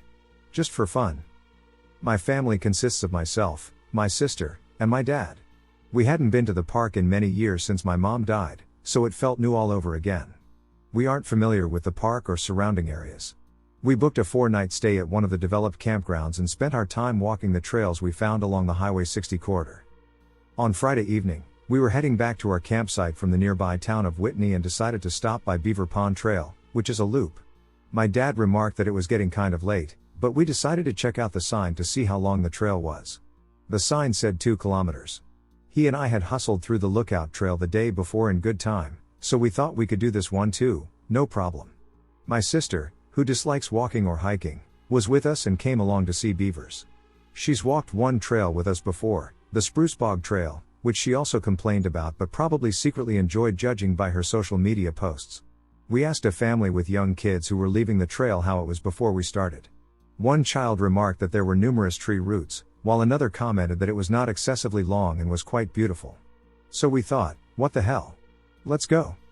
It became pretty clear as we passed the first trail marker that the path was really rocky and, in fact, full of tree roots. My dad is wearing slides. As a typical stubborn immigrant dad, he's determined to walk any terrain in these damn sandals, but he's managing just fine and doesn't seem to have the same concerns about it as we do, so it's all jokes about how dad walked all the trails in Balmy Beach/Owen Sound in these same flip-flops. He did. We keep a first aid kit and flashlights in the car but not his hiking shoes, go figure. And I didn't have the 2 cents to bring the flashlight. We get to the third post, which was in the marshes, looking out at the beaver lodge. The sky is still light, but we start hauling because we realize that the hills around the trail are preventing the remaining sunlight from touching down where we are situated, and the sun is setting fast. If we had taken a moment to reflect, we would have recognized that it was time to turn around, but we chose not to. We move forward. We start to realize that there is a lot of uphill walking. My dad is farthest ahead, I'm behind him, and my sister is lagging. She's normally a slow walker and generally unenthusiastic to be anywhere but on the beach, but she asks us to slow down because she's having a hard time with the incline and keeping up. We stop a while for her to catch up and breathe. We reach a staircase, and she's complaining pretty loudly about it and how stupid this trail is, which, in retrospect, was a sign that she was struggling more than she let on and we should have turned back. We hear people talking from below us, somewhere downhill or maybe back at the marsh boardwalk if their voices carried over the water, so we feel comforted knowing we aren't the only ones starting this trail this late in the day. I thought I heard a young kid too, so I'm teasing about her lagging behind when so many kids are whipping through. We move on, stopping another time to let her stretch a bit. I try to keep her spirits up by talking about the ducks on the trail ahead and betting her that there are many beavers we have yet to see. Her back was really seizing up by the time we reached the beaver dam. She burst into tears. She says she can hardly move. I'm looking down on her from a few steps up these dirt and log stairs, and she's looking up at them, saying she's not going to make it. It hurts every time she lifts her leg. Coincidentally, it's my dad and I who have chronic back problems, so I can sympathize with the pain she was feeling. She said it was from leaning forward and pulling herself up the stairs. She pulled a muscle, and now it's like it's locked up.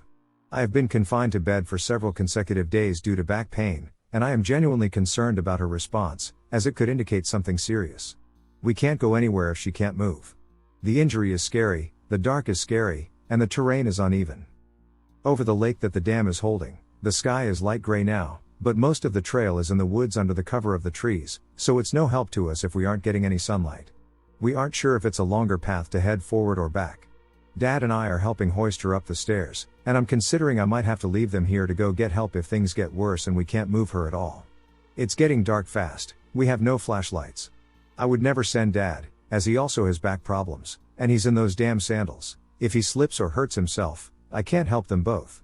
Stick together for safety. We entered the trail as people with no more wilderness know-how than what we were armed with in Girl Guides. We were unprepared, overconfident, and overly zealous in believing that we could complete the trail before dark, and my sister, who already did not want to go, was also physically unfit to keep up. We were just laughing about how everyone on the visitor center and store board seems to have logged wildlife sightings but us just an hour ago, and now I'm thinking this might be the most inconvenient moment to see a black bear and just trying to keep it out of my mind. I'm feeling really guilty that I suggested we walk the trail and that I didn't just push them to turn around at the marshes when we had the chance when it crossed my mind.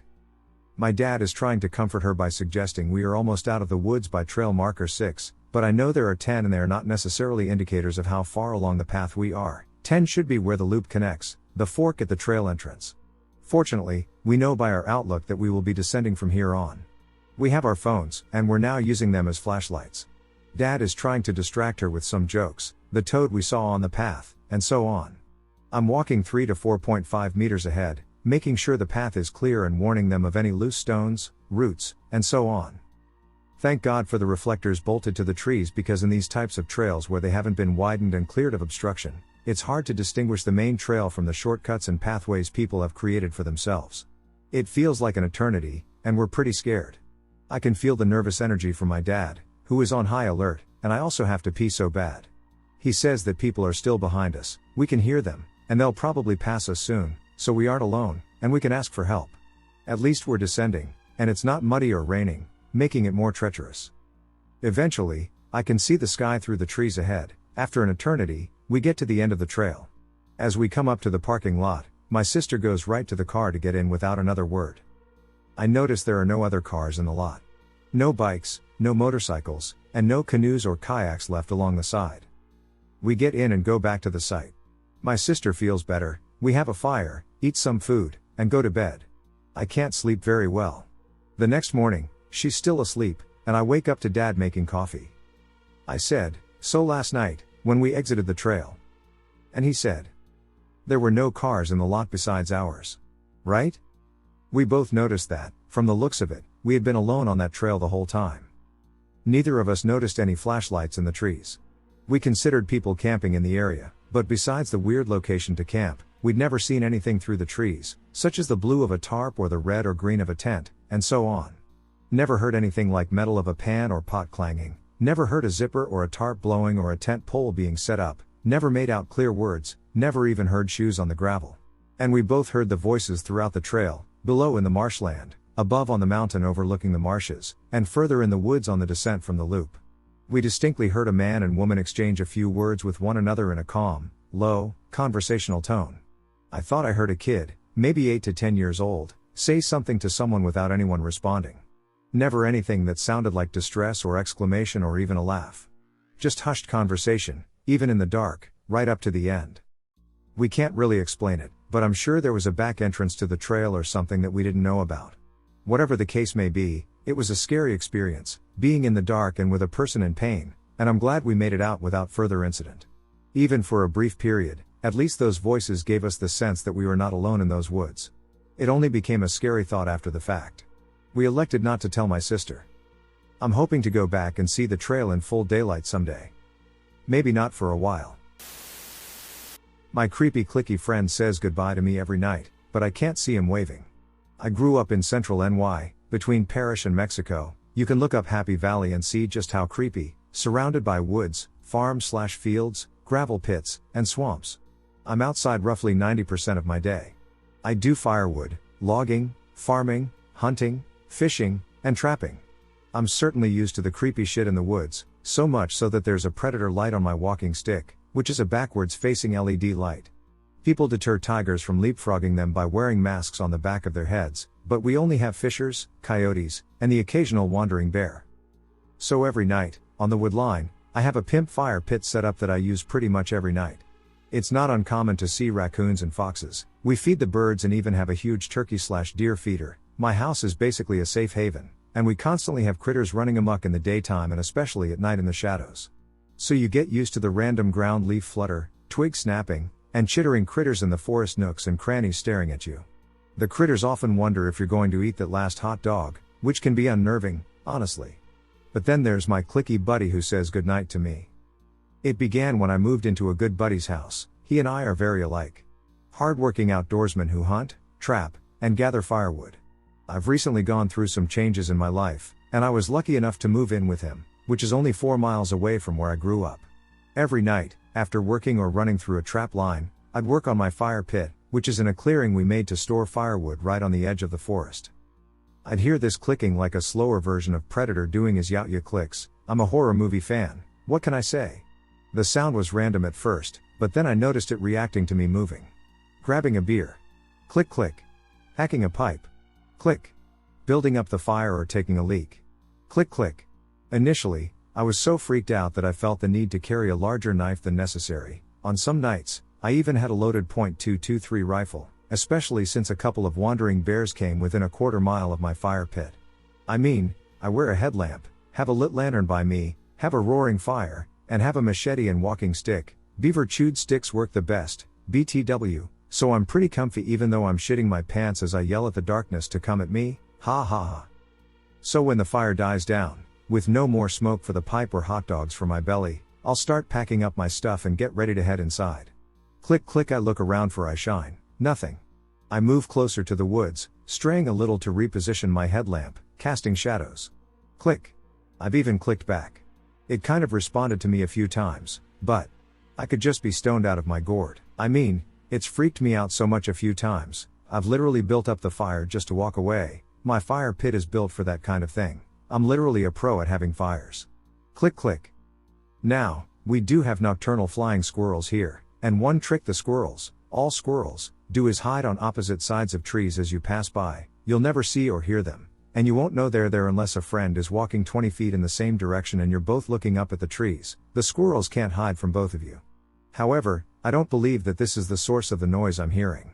It would make sense since I can't see whatever's making the noise, but they tend to chitter more than click. Click. So now, it's been a little over a year of hearing this sound, and I'm nowhere closer to finding out what it is. Click. I've come to accept it. I'll even leave some food at the edge of the wood line, at the beginning of a trail for it. This is usually the spot where I relieve myself before returning to the fire or going inside. So almost every night, I'll hear the clicks, say goodnight, or call its mama ho. I mean, I don't speak click, in clicks, and head inside. This isn't a scary story, nor is it made up. It's just creepy, and I wanted to share it here. Click click. I have a story. 3 years ago I was in the Arctic Circle, trekking/camping. After hiking for a good part of the day, I came upon the side of a mountain ridge, and I had to get down there to hike back through the valley. I was looking at the best way to go down when all of a sudden I heard laughing coming from the forest. I remember being annoyed at people scaring away the animals and looking around and behind me. I could see all the way down the mountain and didn't see anyone. I thought the wind must have carried the voices and started to climb/walk down. Halfway down, about 10 minutes later, I suddenly felt uneasy and decided to turn around. There were 3 people standing directly behind me laughing in a very disturbing way. Now I'm a former Dutch Marine. I walk and climb very fast, and there is no way anybody could have gotten behind me so quickly. Anyway, they scared me, so I yelled, "Hey!" and took a step back. I saw the group standing there, laughing like maniacs, and then I noticed one of them looking at my belt where my survival knife, a large bark river, was located, and whispering something to the others. And they stepped back. I wanted to get out of there, so I looked back to step away and continue my descent. I glanced back at the 3 individuals, only to find them gone. I thought I was going crazy, and I hiked back to the park exit as fast as I could. I didn't stop for one moment. My feet, legs, and back felt like they were going to give out, but I didn't stop. I had multiple encounters while camping with friends. I know this sounds fantastical and wild, and I agree. This is in fairly remote backcountry West Virginia, which is known for being old and haunted. It was experienced entirely by 2 of us, but the worst parts by all 4. This led to all 4 of us at some point battling personal issues in our lives that I believe stemmed directly from this encounter. The following is, at least to my memory and what I've been able to corroborate with the other people that were there, 100% accurate and true. When I was 17, 2004, we had a terrible experience camping near haunted train tunnels and sites of sudden tragic death. Here is the history of the immediate area: mother and son drowning in the creek nearby. The old man ended himself from a dead tree that was leaning over the water. Cliché, creepy, dead hanging tree, I know. Drug dealers were ended in a state police shootout at a nearby hunting cabin, and many, many years before, cheap laborers had been ended building this double set of train tunnels. They were actually buried in a long-forgotten little graveyard near the tunnels, which have since been found and restored. Story. We decided to go camping before graduation as a friend group of 4 just to do something one last time before we all went our separate ways in life. This is private property on the backside of a big forested hill around which the creek flows in a huge, several-mile-long bend. Camp set up, fire going. Shortly after nightfall, my cousin and I sat on the creek bank, maybe 20 yards away from camp, spotlighting fish in the water. We began to hear a rhythmic slosh of what sounded like someone wading through the water maybe halfway up their shin, so we shined the light around upstream. We then spotted the symmetrically and rhythmically consistent disturbance made by what looked and sounded like invisible feet/legs sloshing towards us. When we turned the spotlight off, it would start. It would stop when illuminated. It was reacting to us, and this was the first moment of panic when we realized this was not a fish and could not rationalize what was happening. This scared us pretty badly, but we decided it was best to keep it to ourselves and join the others gathered at the fire. As we made our way back, we heard the sloshing make it to where we were on the bank, and the noise stopped. Given the speed we witnessed it moving and how far it was from us when we were watching it, it must have sped up to make it to the bank we were on in the amount of time it took us to get back to camp. Others at the camp heard it as well and figured we had either gotten in or somehow riled up some fish, but we just played it off. It sounded and looked like an invisible person wading towards us through the water. After the noise ended at the creek bank, We all saw the tall grass disturbed as something we couldn't see ran around the foliaged perimeter of our circularly cleared campsite. This could have been an animal, but it was fast. We then began to hear what sounded like a man talking to us, as in speaking into the ear of each person, the left ear if that matters. At first it sounded garbled, but after maybe 15 to 20 seconds we could make out the words saying we shouldn't be there and we needed to leave, before finally addressing us directly and saying slightly more forcefully, "You need to leave." This was obviously terrifying. Initially, we believed that a person or a group of people was approaching our camp, which felt dangerous. We were all frozen with fear, but then adrenaline hit. As we freaked out and started to run to our ATV, all four of us saw a tall black shadow man wearing what looked like a hat, relaxing against the front of our ATV. It straightened up when we saw it and it saw us, and it just sort of hung there staring at us for a few seconds. No feet.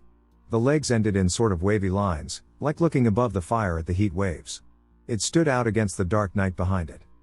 The girl screamed, breaking our paralysis of fear, and then it zipped like a flashback towards the train tunnels where people had died. Interestingly, when we went to start the ATV, it turned over sluggishly as if the battery had been slightly drained, despite working fine not long before when we rode it down. This entire event happened over the course of maybe 5 to 10 minutes and within an hour of the sun going down. After putting our story out there, I received a lot of feedback from people who have also had bad encounters in this area over many years. Even a colleague I worked with, whom I was unaware had familiarity with this area, informed me that my uncle had employed him to set traps in that region, and he consistently checked those traps alongside another person during nighttime. He mentioned that it seemed as though the animals left that area at night. No less than a month later my uncle, who owns the property, was up on the hill raccoon hunting at night with a dog. At some point, the dog was on a rock face up above him and knocked a large rock loose that fell and struck my uncle in the side of the neck. This understandably messed him up pretty bad and paralyzed almost his entire body, but he still had limited functionality on his left side. We could never figure out how my uncle managed to return to his ATV, turn it around, and drive himself out of that location. It wasn't until probably 2 or 3 years later, around Halloween, when my story made its rounds on the local Facebook groups, that my uncle texted my mother out of the blue. You have no reason to believe my uncle's character reference, but he is a salt of the earth, hunting, farming, working man, even working past his retirement as a millionaire. Honest, funny, just an incredibly stand-up guy. He is easygoing but also no nonsense. In his text to my mother, he said, "I've never told anybody this before, and I probably won't again. The man in the hat the kids saw at the creek that night helped pick me up off the ground and put me back on my ATV and get me turned around." Until I heard that, I had always assumed that the shadow man was the one who was trying to scare us out of there, but thinking back on it, maybe he was the one whispering to us, telling us we needed to leave and possibly avoid something scarier and more dangerous, although I have no idea what could have been scarier than that. Crying in the woods? So, I'm going to start off by saying that I have been seeing and hearing paranormal things for my entire life, for as long as I can remember. I've had incidents where I've woken up with bruises and marks, had things thrown across the room when I was alone, etc. Things have happened/appeared in places I've lived and even just while I was outside in public. However, what I heard today is something I've never experienced before. For the past year or so I hadn't been hearing or seeing much of anything at all. I had moved to an entirely new state and a new place to start a new life, and all was fine. That is until I moved again in August to another new state. Where I live now, I was not experiencing anything for the first few weeks, and it was all pretty normal and nice. After the first couple of weeks, however, I started noticing things out of the corner of my eye that were always just out of sight and disappeared when I looked directly at them. Today marked the point when things started to feel strange, at least by my standards. I was sitting at my computer, the only one home at the time, when suddenly I started hearing what sounded like crying. I initially thought the crying was coming from my headset, possibly from one of the open tabs, so I took off my headset, only to find that the crying sound was even louder. The sound was clearly coming from outside, specifically from a small area of woods beyond the house's fencing, as there was no one and nothing in the backyard. Yet, it sounded like a woman sobbing, a high-pitched kind of cry, but very distinctively human sounding. I've lived in several places where foxes, coyotes, deer, rabbits, and things like that just run around your house making noises, and this 100% did not sound like any kind of animal I have ever heard before. I am absolutely positive that it sounded like a female human. It went on for a few minutes, but I was too freaked out to actually step outside, leaving me to only stare through the window to try and see if there was anything visible, which there was not. This situation is strange to me because the only other time I experienced something that resembled a voice, rather than just sounds of movement, was when I heard loud, human-like growling coming from under my bed during high school. So sounds that aren't associated with movements are not something I am completely used to. Does anybody have any theories of what it may have been? It abruptly stopped, and one of the cats decided to hang out in the window with me while I was looking around. They didn't seem scared of the noise at all, but they were clearly aware of it. Bright colors, strange entities, and baffling vanishings. Throughout history, there have been numerous cases of individuals seemingly disappearing from the face of the earth. We are often left with only scattered clues, grasping at theories as to what has happened to these unfortunate souls, but in some cases it appears that there is a correlation of sorts. Many accounts of people who have seemingly blinked out of existence include a simple but nagging clue: they were wearing brightly colored clothing. Initially, the connection between the mysteriously vanished individuals and their bright articles of clothing may seem like a meaningless quirk, but the increasing number of reports makes it difficult to ignore, even though the reasons behind this phenomenon may remain forever elusive. A very strange case popped up from an unknown country concerning a witness, Lamers, and his very unusual, otherworldly story. Lamers claims that he was working on the island of Sulawesi in Indonesia, which is where it first came to his attention that a great many people were said to have gone into the jungles of the area to vanish without a trace. He was first told about this as he visited a small speck of a village in the district of Sandu Batu, in South Sulawesi, where he was warned to only wear clothing that was white or black in color, with no bright colors whatsoever. In particular, he was warned not to wear anything that was yellow and that black was the best one to go with. This was indeed strange, but the situation would become even stranger. When Lamers pressed as to why he should not wear bright colors or anything with yellow on it, the villagers told him that people who did so had a terrible habit of disappearing off the face of the earth.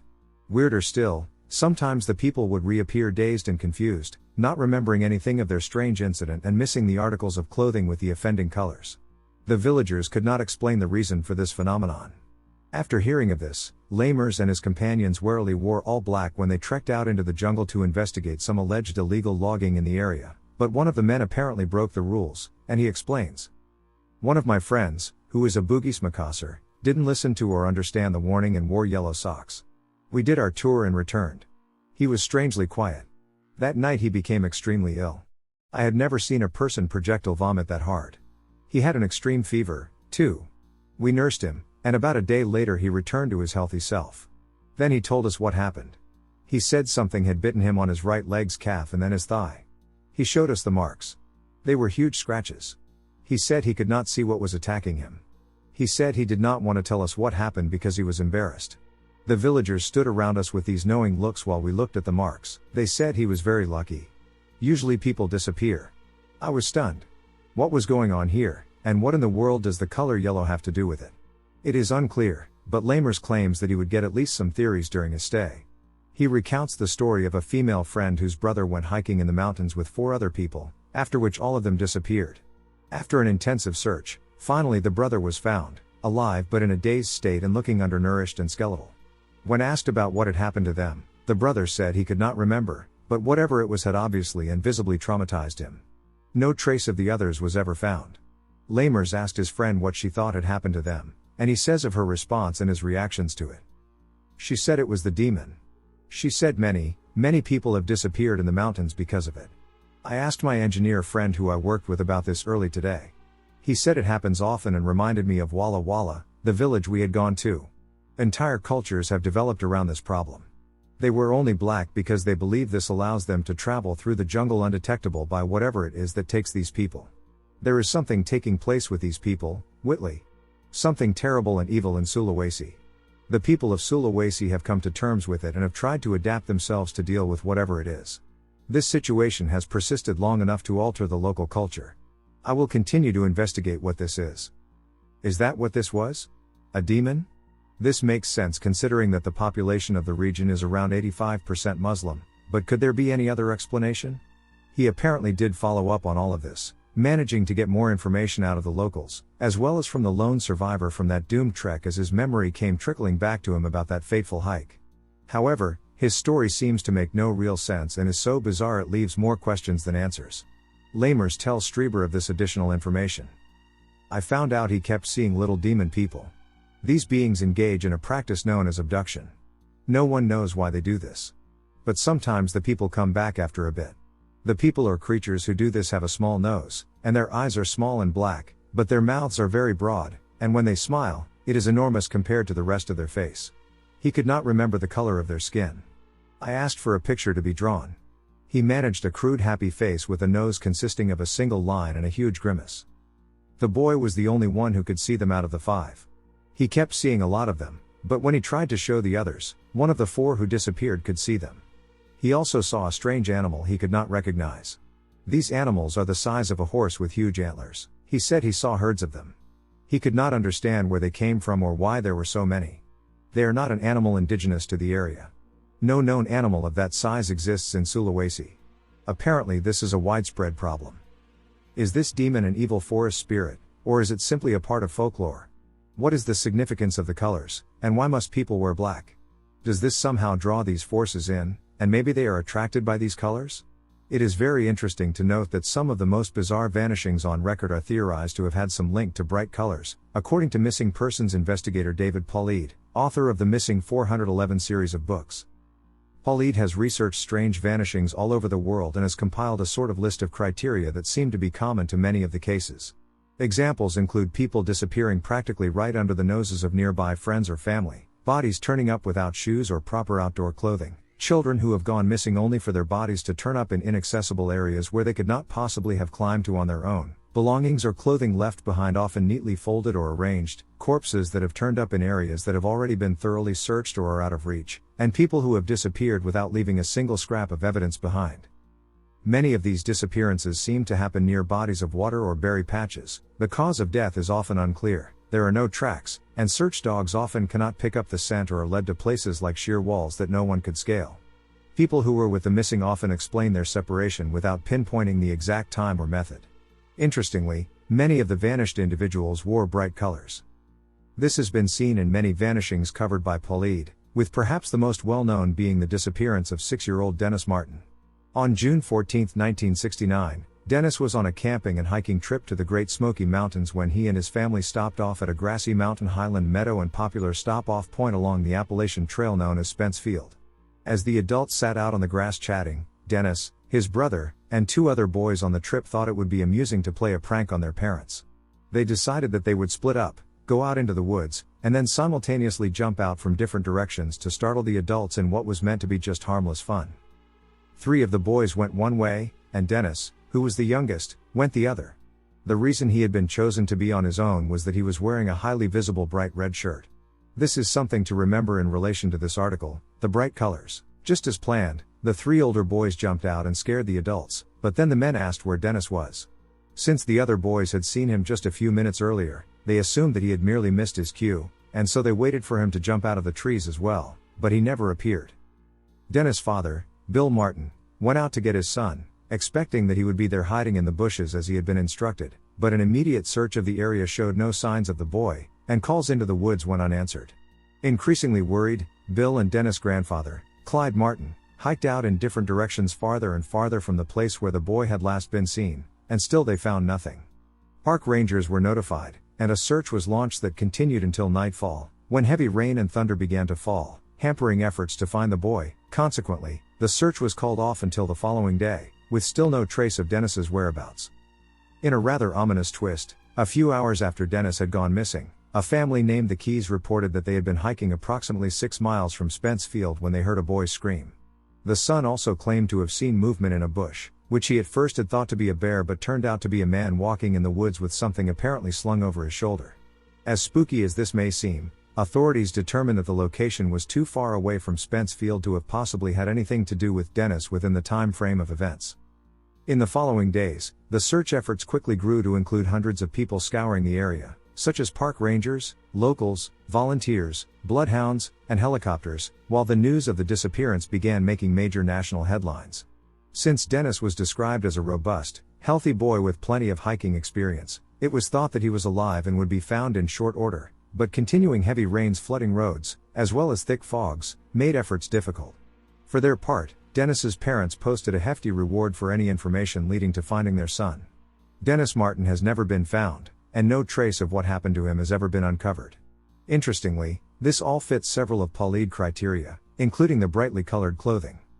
Similarly, There is the case of 4-year-old Alfred Bellhartz, who in the summer of 1938 was on a fishing and camping trip with his family at Colorado's Rocky Mountain National Park. As the boy and his parents were taking a hike along a river, little Alfred, who was wearing a brightly colored shirt, suddenly simply disappeared without explanation.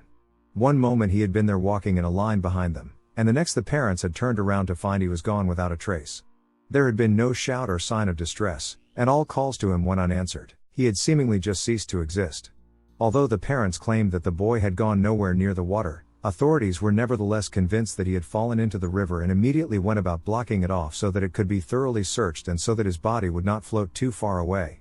A 6-mile stretch of the river where Alfred had vanished was searched and dredged for 5 full days without turning up any sign of the boy, and when bloodhounds were brought in, they oddly tracked his scent to around 500 feet uphill from where his parents had been when he had disappeared, which was odd considering he had supposedly gone missing as he was walking behind them.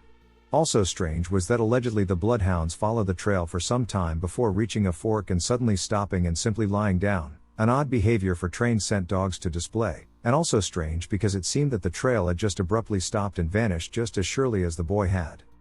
Even more bizarre than this was an odd report that came in from some hikers in the area in the early stages of the search, the very day after Alfred had vanished. The hikers, who were a couple, had been on Old Fall River Road about 6 miles away over rugged terrain and around 3,000 feet higher from where Alfred had disappeared, and at the time had had no idea that there was a missing boy in the area, yet they reported seeing a rather worrying sight. They claimed that they had seen a young boy perched up upon a high ridge in an area ominously called the Devil's Nest, near the top of Mount Chaplin.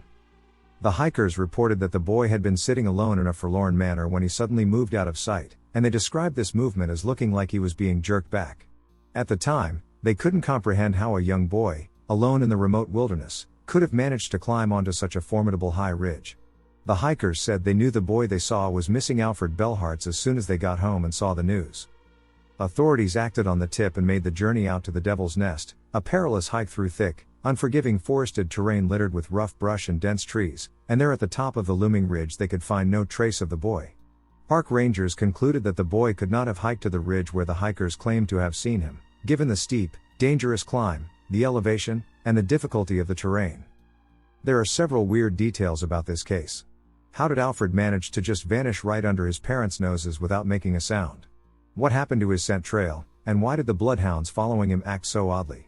How could Alfred hike all the way up Mount Chaplin, trudging 6 miles and 3,000 feet through unforgiving, perilous terrain in such a short time, and then climb onto that high ridge by himself? What did the hikers mean when they said that he was jerked back?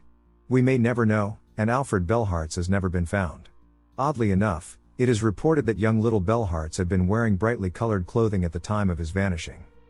These strange cases continue, with the common thread that they were all wearing bright clothes when they vanished. Is this, as David Paulides and Lamers say, a determining factor in such vanishings? If so, then why should this be? Do the colors somehow attract or provoke the forces that are abducting these people? And now that we are on it, what forces would those be? Are these extraterrestrials, evil spirits of some kind, Bigfoot, some sort of other mysterious animal, or what? One intriguing theory that has made the rounds is that perhaps some sort of large, unidentified winged beast is behind it all, perhaps its attention drawn by the bright colors. One commenter has shared their thoughts on this topic and its connection to the disappearances. I'm pretty sure I know what it is, and I'm sure it's also responsible for some of the missing adults in the national forest. If these disappearances have anything to do with what I saw in 2006 in Colorado, less than 1 mile outside of Pike National Forest, then it's likely that the same thing is responsible for the cattle mutilations as well. It's a bird and it was massive. I startled it off my roof by stepping outside onto my front porch in the middle of the night. I had no idea there was anything there, but when the door slammed behind me, I heard a scrabbling sound, as if there were a small rockslide directly above me. I covered my head with my arms and tried to duck under the eaves when I heard a rippling sound.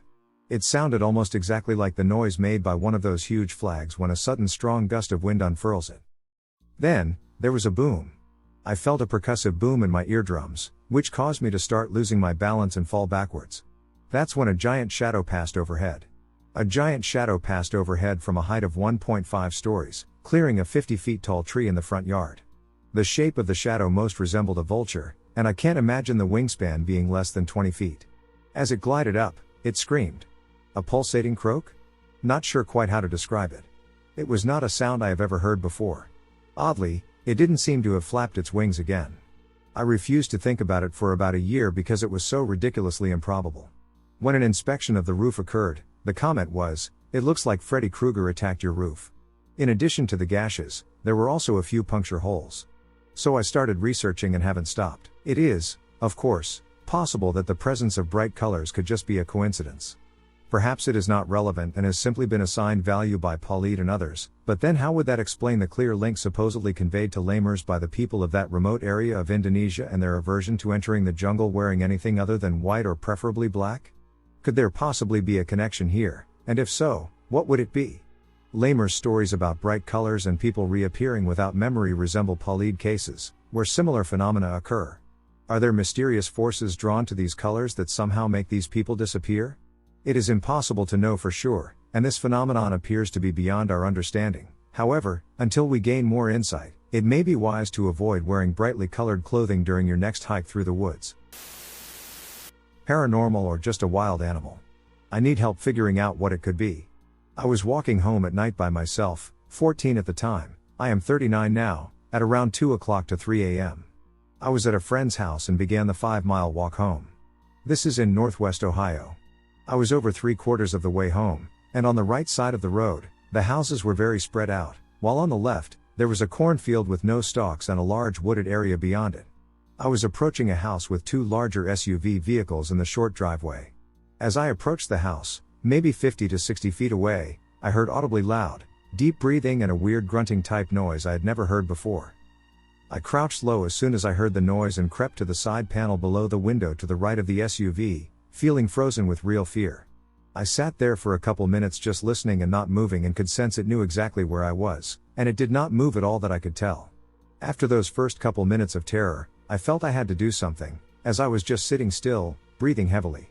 I couldn't believe I heard it from over 50 feet away, so I figured it was on the bigger side. I thought of yelling out for help. There was a porch light on, but I could not see anything and was frozen with fear and was scared to look under or through the windows, terrified of what I might see. It was on the other side of the second car in the driveway, so it was hard to get a view of it unless I walked around or looked through the windows or underneath the cars, but I was too scared. So I decided to make some noises, like grunting noises and knocking on the side door of the SUV while hunched to the side of it, to scare it off if it was an animal, but it didn't sound like anything I have ever heard before, and I grew up in the woods around deer, raccoons, possums, coyotes, and bobcats. It still refused to move at all. Finally, after about 4 to 5 minutes, I heard it move. I did not hear any hooves hitting the pavement or road when it ran into the field across the street. I just stayed where I was and waited to not hear anything and then decided to run to the right down the road to my house, which was still 1.5 miles away. I didn't look at anything but just the road in front of me until I got home. What could this have been? I still remember, and it bothers me to this day that I didn't try harder to see what it was. Any ideas? Or am I overreacting? When I was a child, about between the ages of 4 and 6, I would often hear a banging or creaking or even a bell that would wake me up from my sleep. I would hear a voice in my head telling me to go downstairs to meet them.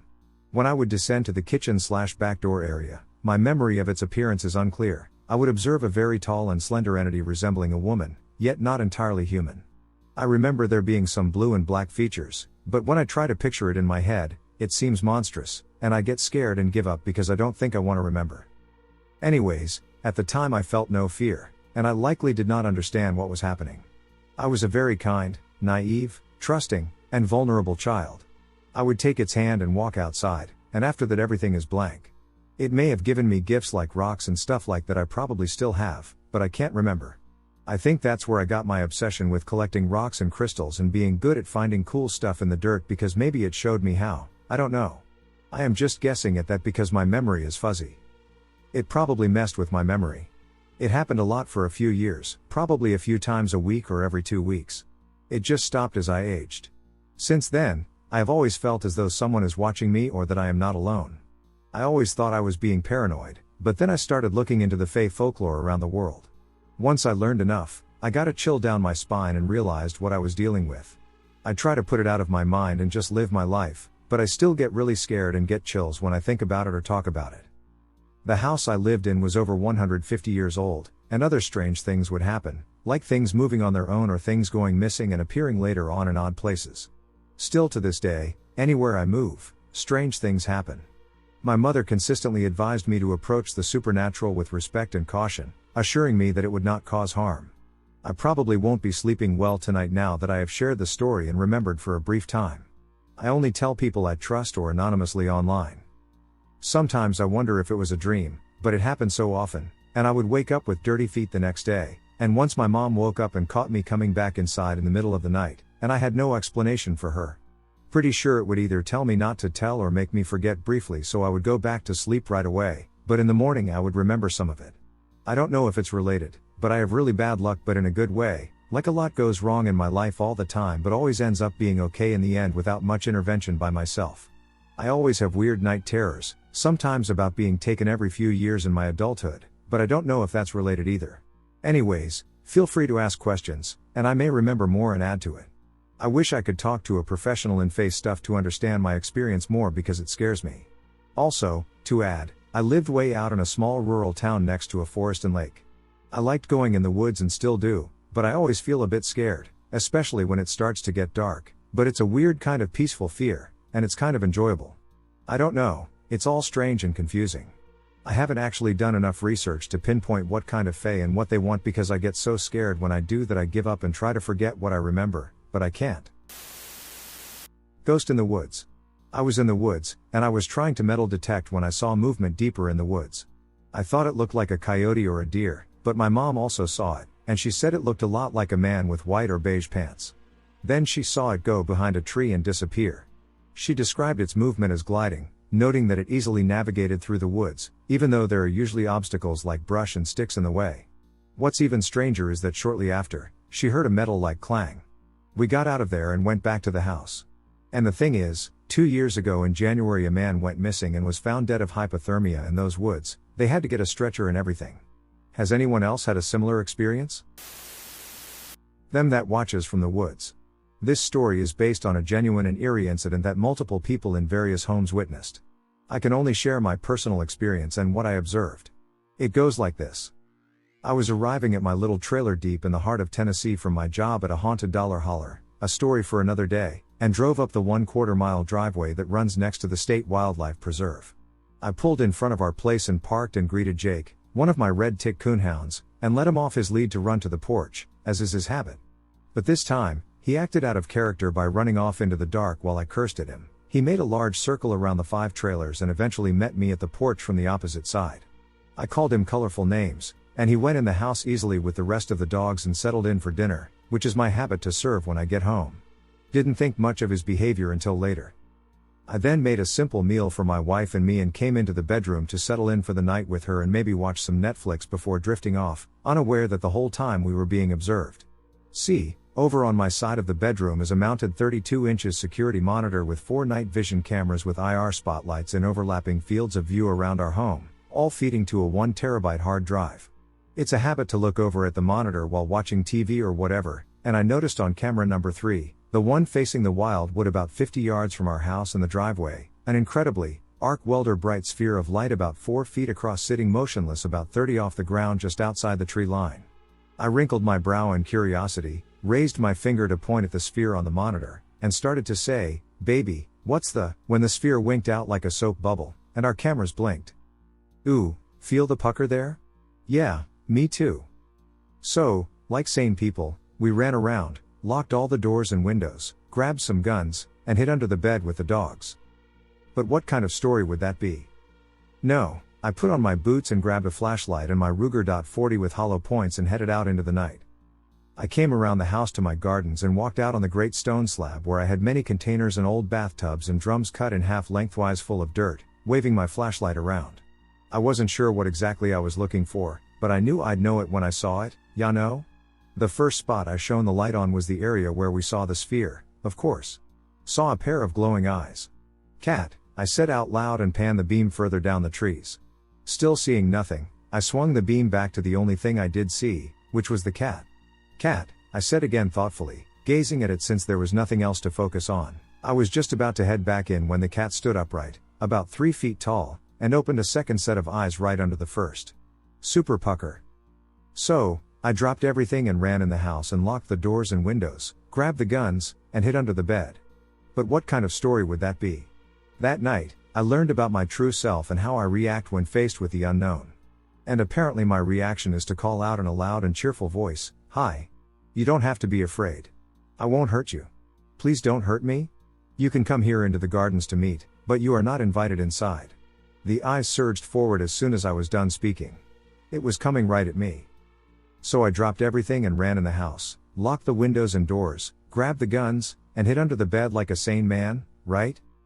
But what kind of story would that be? No, I held firm. I had every stress emotion my brain could produce suddenly on stage as whatever it was sped through the long grass toward me. I kept telling myself that no matter what resolved itself in the beam of my light, I needed to keep my hand off my pistol and just accept whatever event was about to happen in a non-violent manner.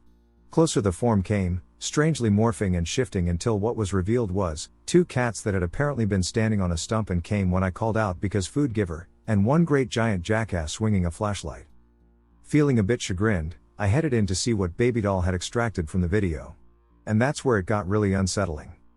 She tried to back it up to round the time the sphere was seen by starting from when she could see my flashlight beam bobbing about on the trees, but she kept running into a blank spot.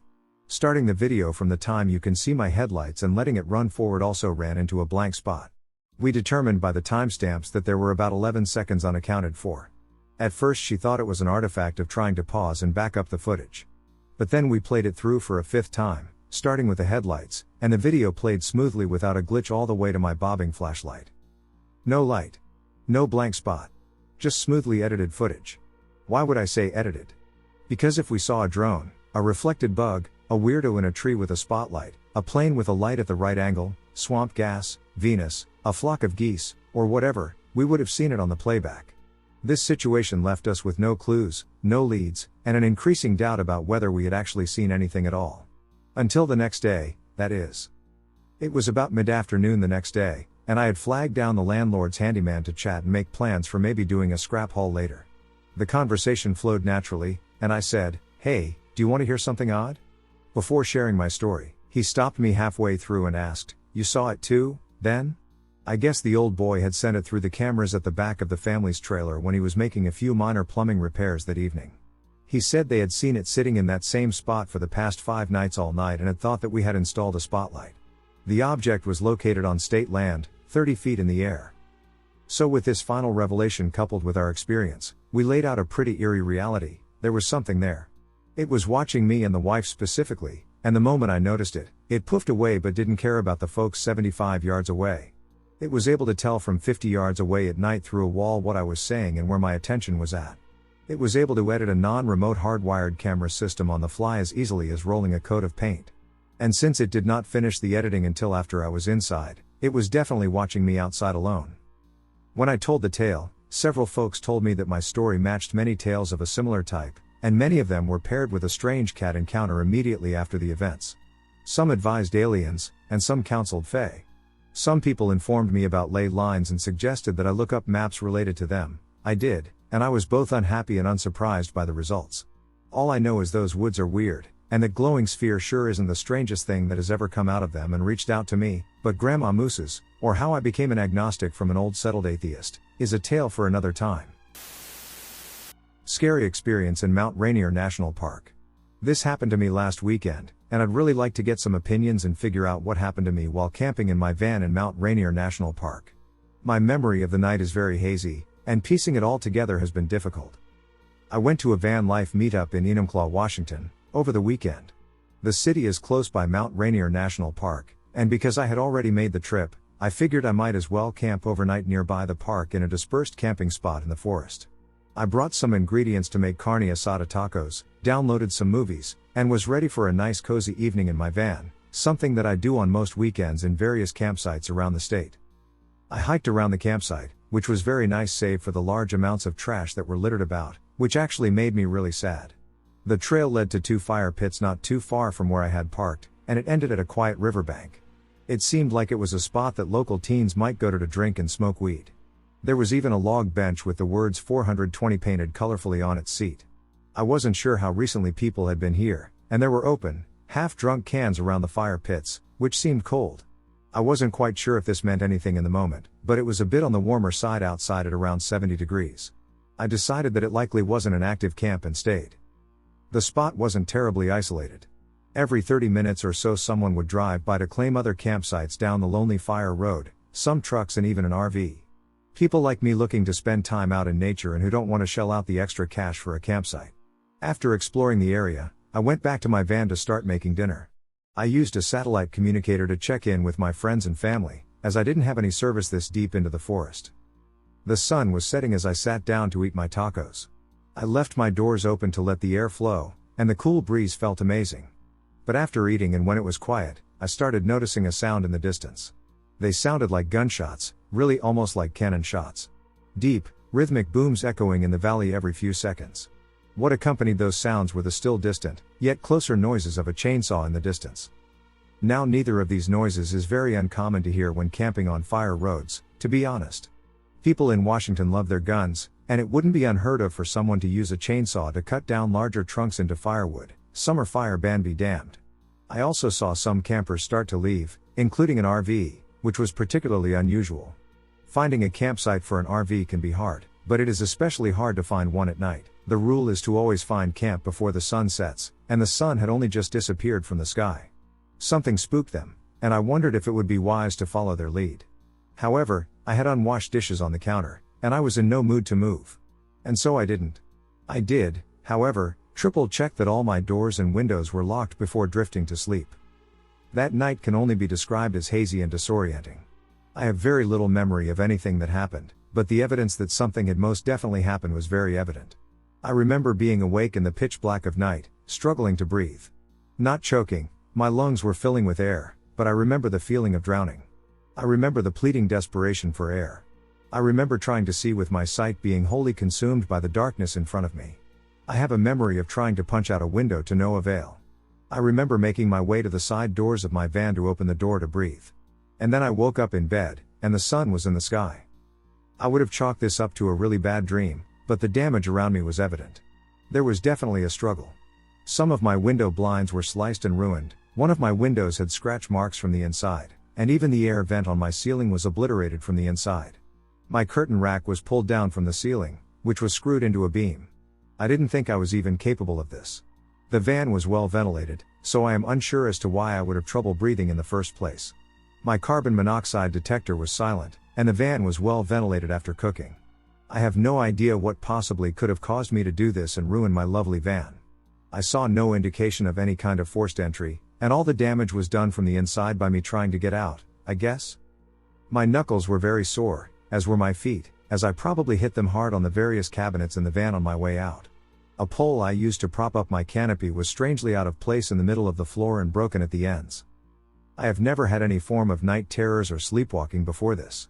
Except for one incident, also nearby Mount Rainier National Park. A few months ago, my friends and I were driving through Enumclaw trying to find a camping spot we might be able to post up at. It was nighttime already, and as I said before, finding camp at night can be pretty difficult. We were driving down the same road I had taken for my recent trip, and we had gotten a tip from a local about a mountain which had some good dispersed camping. We were tired and hungry and just wanted to start setting up camp. We passed a few spots, mostly mud and rock, none too level, and none too appealing. We decided to pick the least muddy spot we could find, and I helped them set up their tents. It was one of my first trips in my van, and I was excited to test it out. As we were setting up camp, we heard the wind blowing ominously through the trees, that causing them to creak loudly, threatening us with a fall. And this particular area of the mountain was very unlevel in the most unsettling way, so we thus referred to this campsite as the ominous slant. When we slept that night, a few things of note happened. My friend Melissa claims to have heard squeaking noises as if someone were wearing a latex bodysuit. She refers to the sound as the happy gimper. Kurt, her boyfriend, swears he heard a bear that night. However, the worst of it was when, in the middle of the night, they both heard me yell bloody murder from my van. Kurt rushed out of the tent, tripping a few times in his haste, and rushed over to swing open the doors. But I was asleep. He asked what was wrong, and he thought that someone was attacking me. I had no idea what he was talking about. I have no memory at all of any nightmares preceding it or anything. I have no idea what any of this means. I've been on many trips in the van since with different people, and nothing like this has happened anywhere else. It has only happened when I've been in Mount Rainier National Park. To be honest, thinking about the feeling of drowning in darkness makes me very much not want to revisit the subject anytime soon. So I don't believe I'll be visiting the park anytime in the near future for camping either.